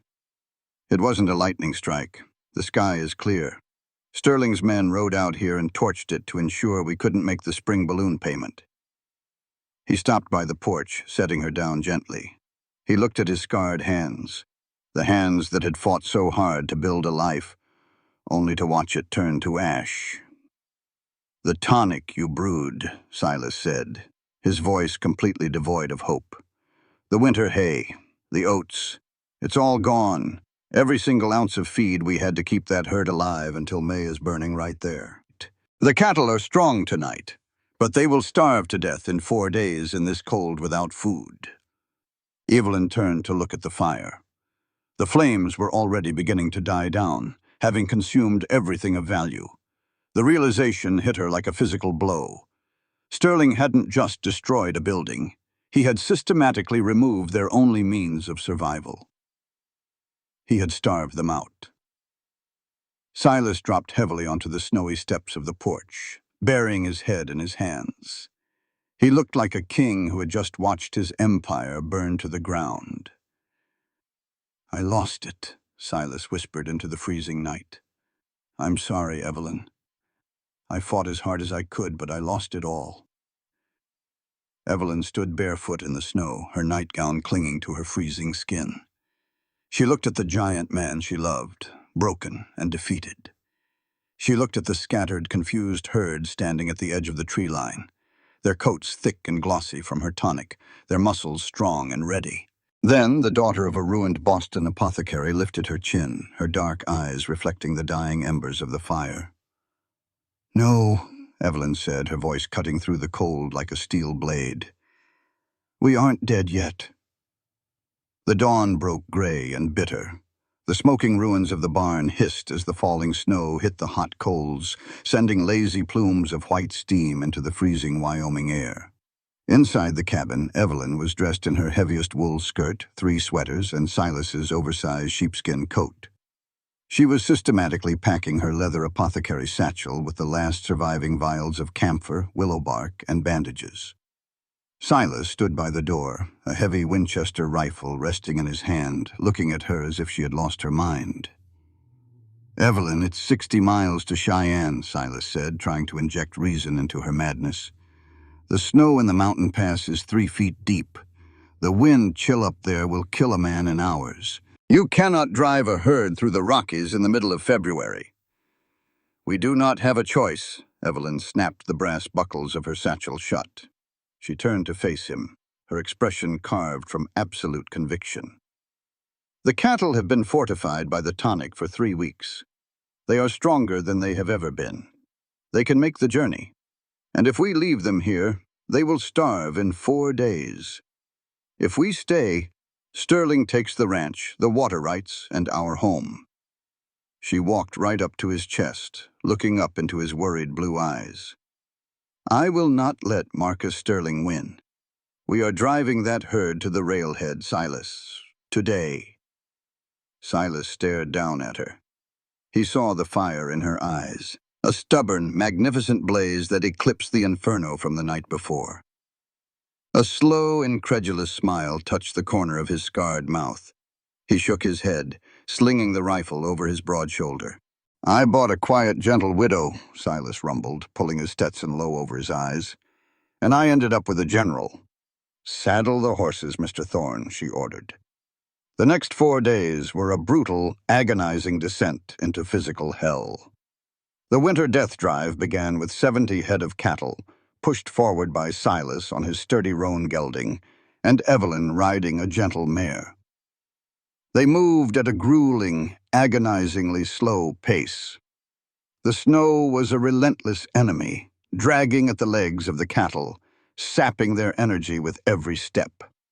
The wind howled through the narrow mountain passes, slicing through their heavy coats and freezing their eyelashes together. But Evelyn's tonic held true. The massive doses of molasses and pine needles had built a reserve of profound stamina within the herd. When a cow stumbled, Silas was there, using his massive strength to physically haul the beast back to its feet, shouting encouragements over the gale. When Silas's hands went numb, Evelyn rode up beside him, pressing a jar of pungent camphor under his nose to snap his senses back to reality, forcing him to drink hot willow bark tea she brewed over meager, smoky campfires. They slept in shifts, huddled together under frozen wool blankets, keeping each other alive through the sheer, desperate heat of their bodies. Evelyn's lips cracked and bled, her hands blistered beneath her gloves, but she never complained. Silas watched her ride through the whiteout, sitting tall in the saddle, and his love for her solidified into something indestructible. On the afternoon of the 5th day, the jagged peaks finally gave way. Below them, stretching out in the snow-dusted plains, was the Cheyenne railhead. The dark plumes of a steam locomotive plumed into the sky, a beacon of civilization and salvation. "We made it," Silas croaked, his voice raw from shouting over the wind. He pulled his horse to a halt at the top of the canyon ridge, looking down at the sprawling stockyards. The herd was exhausted, their heads hanging low, but not a single head of cattle had been lost to the snow. Evelyn rode up beside him, a tired, triumphant smile cracking her bleeding lips. "I told you they wouldn't drop dead." "Let's get down there and find the eastern buyer," Silas said, spurring his horse forward into the narrow canyon pass that led down to the valley floor. They were halfway through the bottleneck of the canyon, flanked by steep rocky walls, when the hairs on the back of Silas's neck stood up. A sharp whistle echoed off the rocks. From the shadows of the boulders ahead, 5 riders emerged, blocking the narrow trail perfectly. They carried repeating rifles, resting them casually across the pommels of their saddles. Sitting in the center of the blockade, wearing his immaculate velvet-collared coat and a smug, infuriating smile, was Marcus Sterling. Silas brought the herd to a halt. He pulled his Winchester from its scabbard, his heart hammering a frantic rhythm against his ribs. He maneuvered his horse to completely shield Evelyn from their line of sight. "Well, well," Sterling called out, his voice echoing in the canyon. "I have to admit, Thorne, I am genuinely impressed. I thought the cold would kill you both by day 3, but here you are, delivering my cattle right to the stockyards." "These aren't your cattle, Sterling," Silas growled, leveling his rifle at the banker's chest. "Move aside." Sterling chuckled, gesturing to the heavily armed men beside him. "The loan is in default, Silas. You failed to maintain the property. Your barn burned down due to your own negligence, and you are attempting to flee the territory with bank collateral. My men have legal authorization to seize this herd by force." "You torched my barn," Silas roared. "A wild accusation from a desperate, scarred brute," Sterling sighed in mock pity. "Put the gun down, Silas. You have 1 rifle. I have 5. You are outgunned, you are exhausted, and if you shoot me, my men will gun you and your lovely wife down where you sit. Hand over the herd." Silas's grip on the Winchester trembled.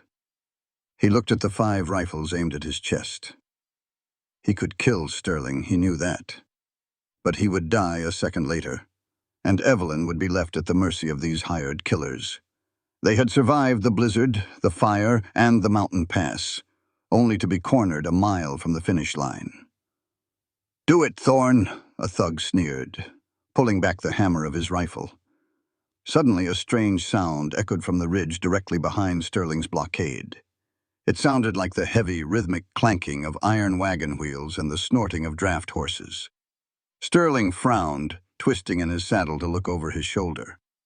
Pouring over the crest of the canyon road behind the banker was not a posse of lawmen, but a chaotic, heavily armed caravan. There were 2 heavy supply wagons flanked by a dozen riders. Leading the charge, riding Silas's stolen roan gelding, was old Jeb. But Jeb wasn't alone. Riding beside him with a double-barreled shotgun resting on her lap was Martha, the town baker. Next to her was the blacksmith carrying a heavy buffalo rifle. There were shopkeepers, farmers, and women from Pine Bluffs, the very people Evelyn had quietly treated with her apothecary remedies. The people Silas had helped dig out of snowdrifts year after year, without asking for a dime in return. "Hold it right there, Sterling. old Jeb bellowed, raising a rusted revolver into the air.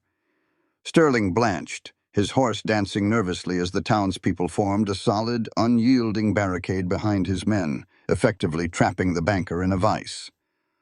"What is the meaning of this?" Sterling demanded, trying to maintain his aristocratic composure. "Jeb, you drunken fool, you work for me." "I did," Jeb spat, spitting a stream of tobacco juice into the snow. "You paid me to steal Thorne's led horse so they couldn't move the herd. But I got halfway to town and realized I couldn't look the good Lord in the eye if I let you freeze the best man I know and the woman who cured my arthritis." Jeb turned to the heavily armed townspeople. "I went to the tavern. I told him everything. How you've been gouging prices, stealing land, and how you ordered the fire at the Thorne place. Turns out folks in Pine Bluffs are mighty tired of kissing your boots, Sterling." The blacksmith racked the lever of his buffalo rifle, the heavy clack-clack echoing like thunder. "We're escorting Mr. and Mrs. Thorne to the railhead, Marcus. You boys can either drop your rifles, or we can see how much blood a silk coat can hold." Sterling looked at the dozen furious, armed citizens. He looked at Silas, whose icy blue eyes were now burning with lethal intent. The 5 hired thugs, realizing they weren't being paid enough to fight an entire town, slowly lowered their rifles. Sterling's face twisted in absolute fury. "This isn't over. I am the law in that bank. I will have you all arrested for interfering with bank property." "Get out of my way," Silas rumbled. Defeated, Sterling spurred his horse, shoving past his own men and galloping furiously toward the stockyards, desperate to reach the cattle baron before Silas could. The thugs quickly scattered into the foothills. Silas lowered his rifle, his chest heaving with disbelief. He looked at old Jeb, at Martha, at the faces of his neighbors who had braved the frozen pass to stand between him and a bullet. Evelyn rode forward, tears freezing on her cheeks, and offered a deep, respectful bow from her saddle. "Thank you," she yelled to the crowd. "Thank you all."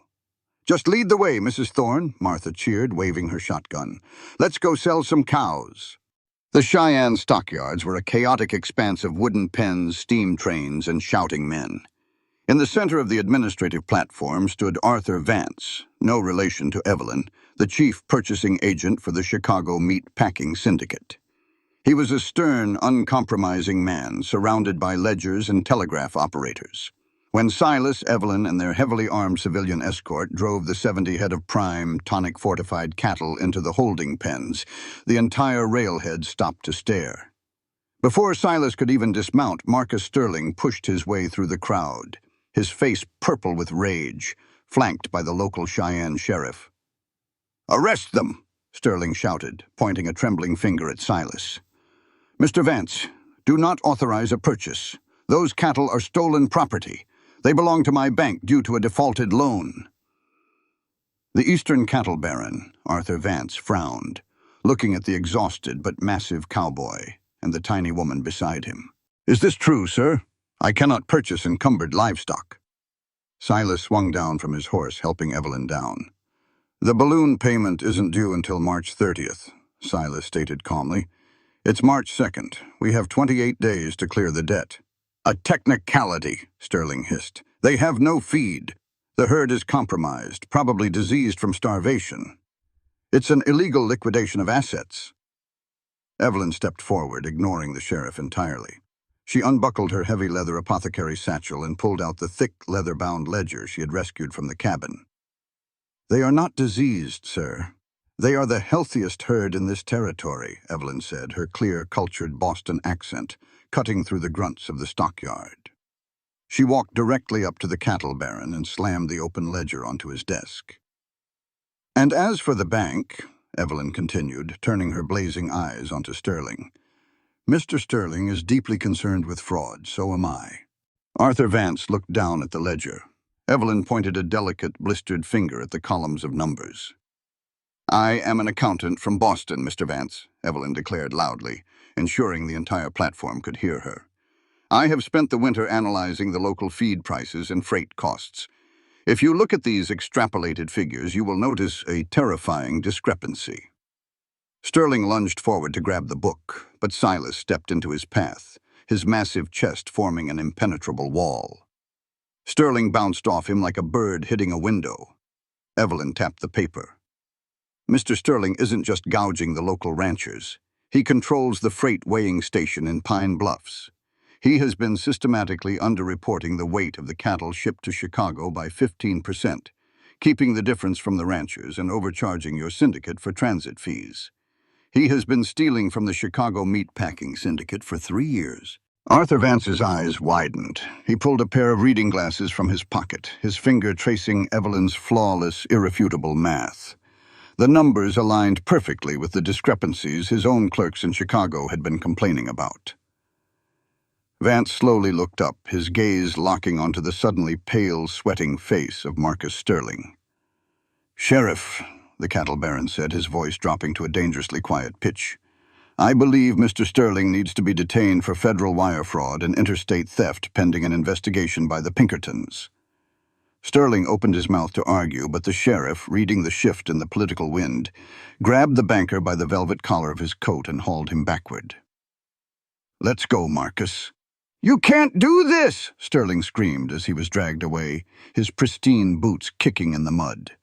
"I own that town. Thorne, you're a dead man." The shouts faded into the noise of the train yard. Arthur Vance closed the ledger, looking at Evelyn with profound respect. "You have an exceptional mind for numbers, Mrs. Thorne."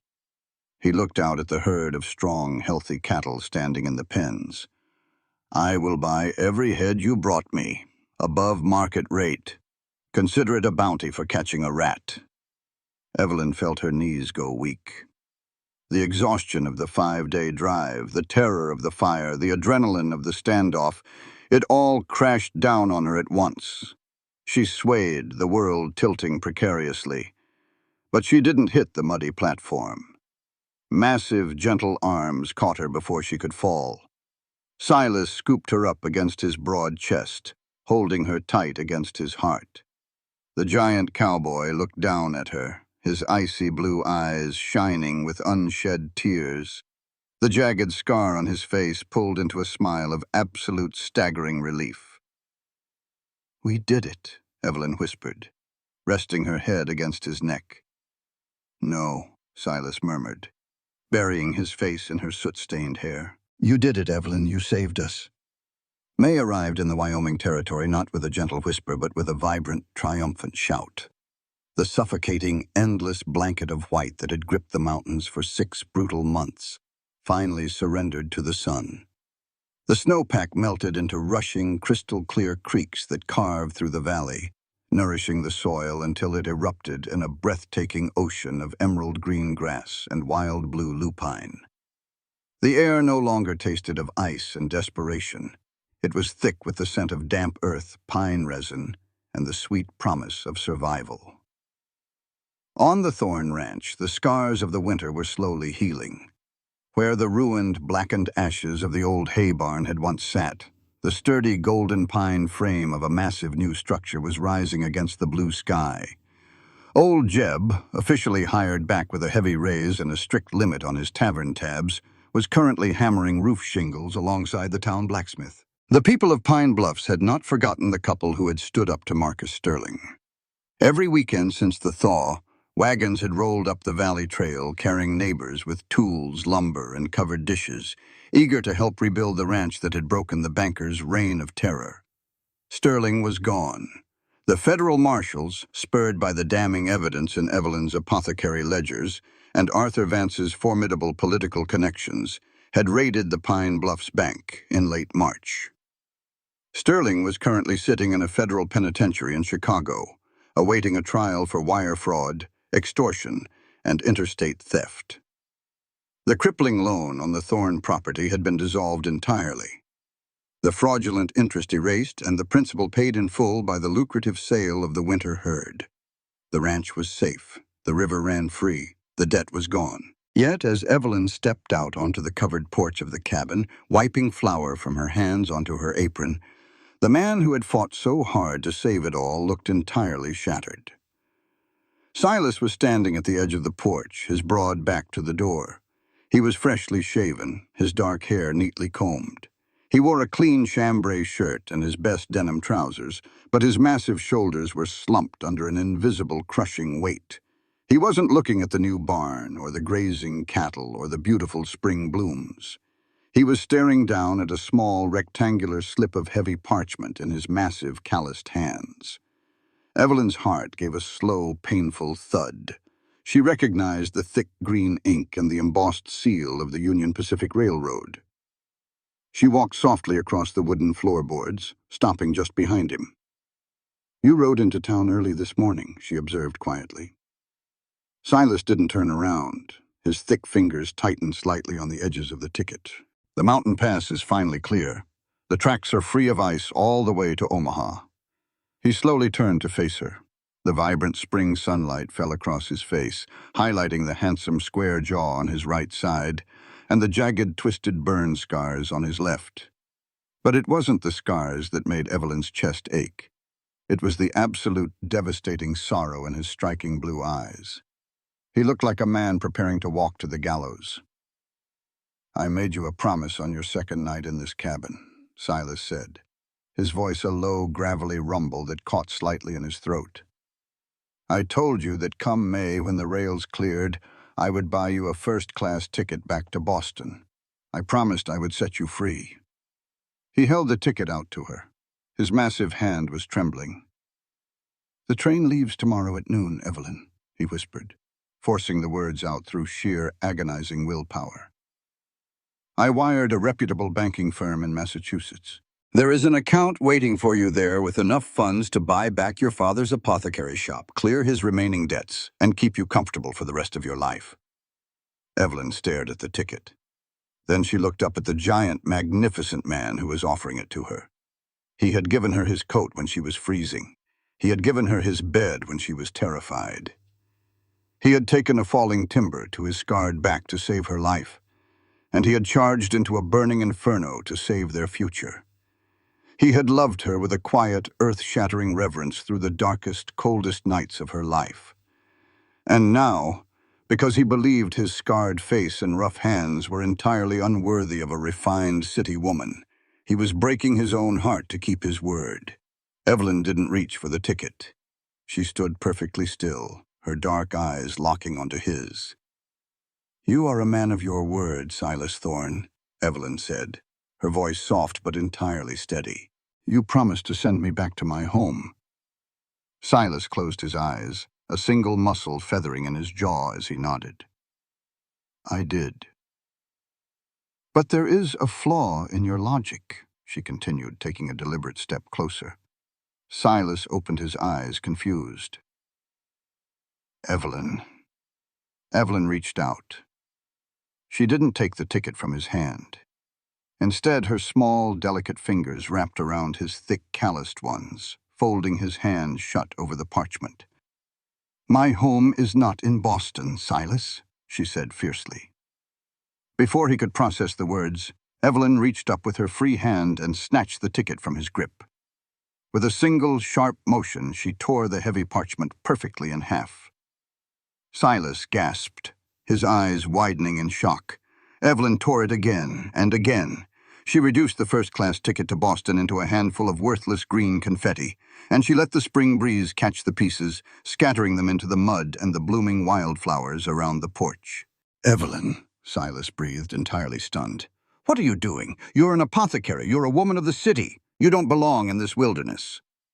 "I belong exactly where I choose to be," she declared, stepping directly into his personal space, forcing him to look down at her. "Boston is just a place with cobblestones and loan sharks. It has nothing I want. Wyoming has the only thing I have ever truly needed." She reached up, pressing her palms flat against his broad, solid chest. She could feel the wild, frantic hammering of his heart beneath the chambray fabric. "It has a man who sleeps in a freezing barn to protect a stranger," Evelyn said, her voice thickening with emotion. "It has a man who carves wooden mortars with hands big enough to break boulders. It has a man who wears the fire on his skin so that others can survive." She slid her hands up to his face, her thumbs gently tracing the ruined, scarred flesh of his cheek. Silas shuddered, leaning into her touch with a desperate, starving hunger. You did not buy a prisoner, Silas Thorne, Evelyn whispered, rising onto her tiptoes. You found a wife, and I am never, ever leaving you. The last remnants of Silas's fear shattered. With a ragged, breathless groan, he swept his massive arms around her waist, lifting her entirely off her feet. He crushed his mouth to hers, kissing her with a desperate, overwhelming passion that tasted of tears and absolute salvation. Evelyn held on to his broad shoulders, kissing him back with all the fierce, unyielding devotion of a woman who had finally found her sanctuary. When Silas finally pulled back, he didn't set her down. He held her against his chest, burying his face in her neck, his broad shoulders shaking as years of guilt, isolation, and self-hatred finally washed away in the Wyoming spring. I love you, Silas rasped against her skin, the words of fierce, unbreakable vow. God, Evelyn, I love you. Evelyn, I love... I know, she smiled, her tears dampening his collar. Now put me down, you giant beast. I have bread in the oven. Silas let out a wet, booming laugh, his striking blue eyes shining with a brilliance that rivaled the sun. He set her on her feet, but he kept one heavy arm wrapped firmly around her waist, pulling her flush against his side as they turned to look out over the valley. The winter was dead. Their life together was just beginning. 1 year later. The harsh Wyoming winter had come and gone again, but this time it had not brought terror. It had brought a profound, quiet peace. The interior of the Thorne cabin was unrecognizable from the stark, sparse room Evelyn had entered a year and a half ago. Braided rugs covered the polished pine floors. Thick, colorful quilts draped over the backs of comfortable armchairs by the roaring stone hearth. The pantry was overflowing with cured meats, preserved fruits, and sacks of grain from the newly built, heavily fortified barn. But the most significant addition to the cabin was situated right next to Evelyn's apothecary table. It was a beautiful, handcrafted wooden cradle, carved from smooth river birch by massive, calloused hands. Evelyn stood by the table, carefully using her tiny birchwood mortar and pestle to grind dried chamomile flowers. She wore a soft cotton dress, her dark hair pinned loosely at the nape of her neck. The sharp, clean scent of the herbs mixed harmoniously with the smell of roasting venison and wood smoke. The heavy front door clicked open. Silas stepped inside, quietly shutting the door against the crisp spring breeze. He took off his Stetson, hanging it on the peg. He was broader, stronger, and carried an air of absolute, unshakable contentment. The haunting shadows that used to live in his icy blue eyes were entirely gone. He didn't say a word. He walked silently across the room, his heavy boots making barely a sound, and stopped beside the cradle. Evelyn paused her grinding, watching her husband with a soft, affectionate smile. Silas reached his massive, scarred hands down into the blankets. With an incredibly practiced, breathtaking gentleness, he lifted a tiny, sleeping bundle into his arms. Thomas Silas Thorne was 3 months old, possessing his mother's dark, thick hair and his father's striking blue eyes. The infant let out a soft, milky sigh as he was settled against Silas's broad chest, instinctively turning his tiny head toward the warmth of his father. Silas looked down at his son, his thumb gently stroking the baby's impossibly soft cheek. The contrast was staggering.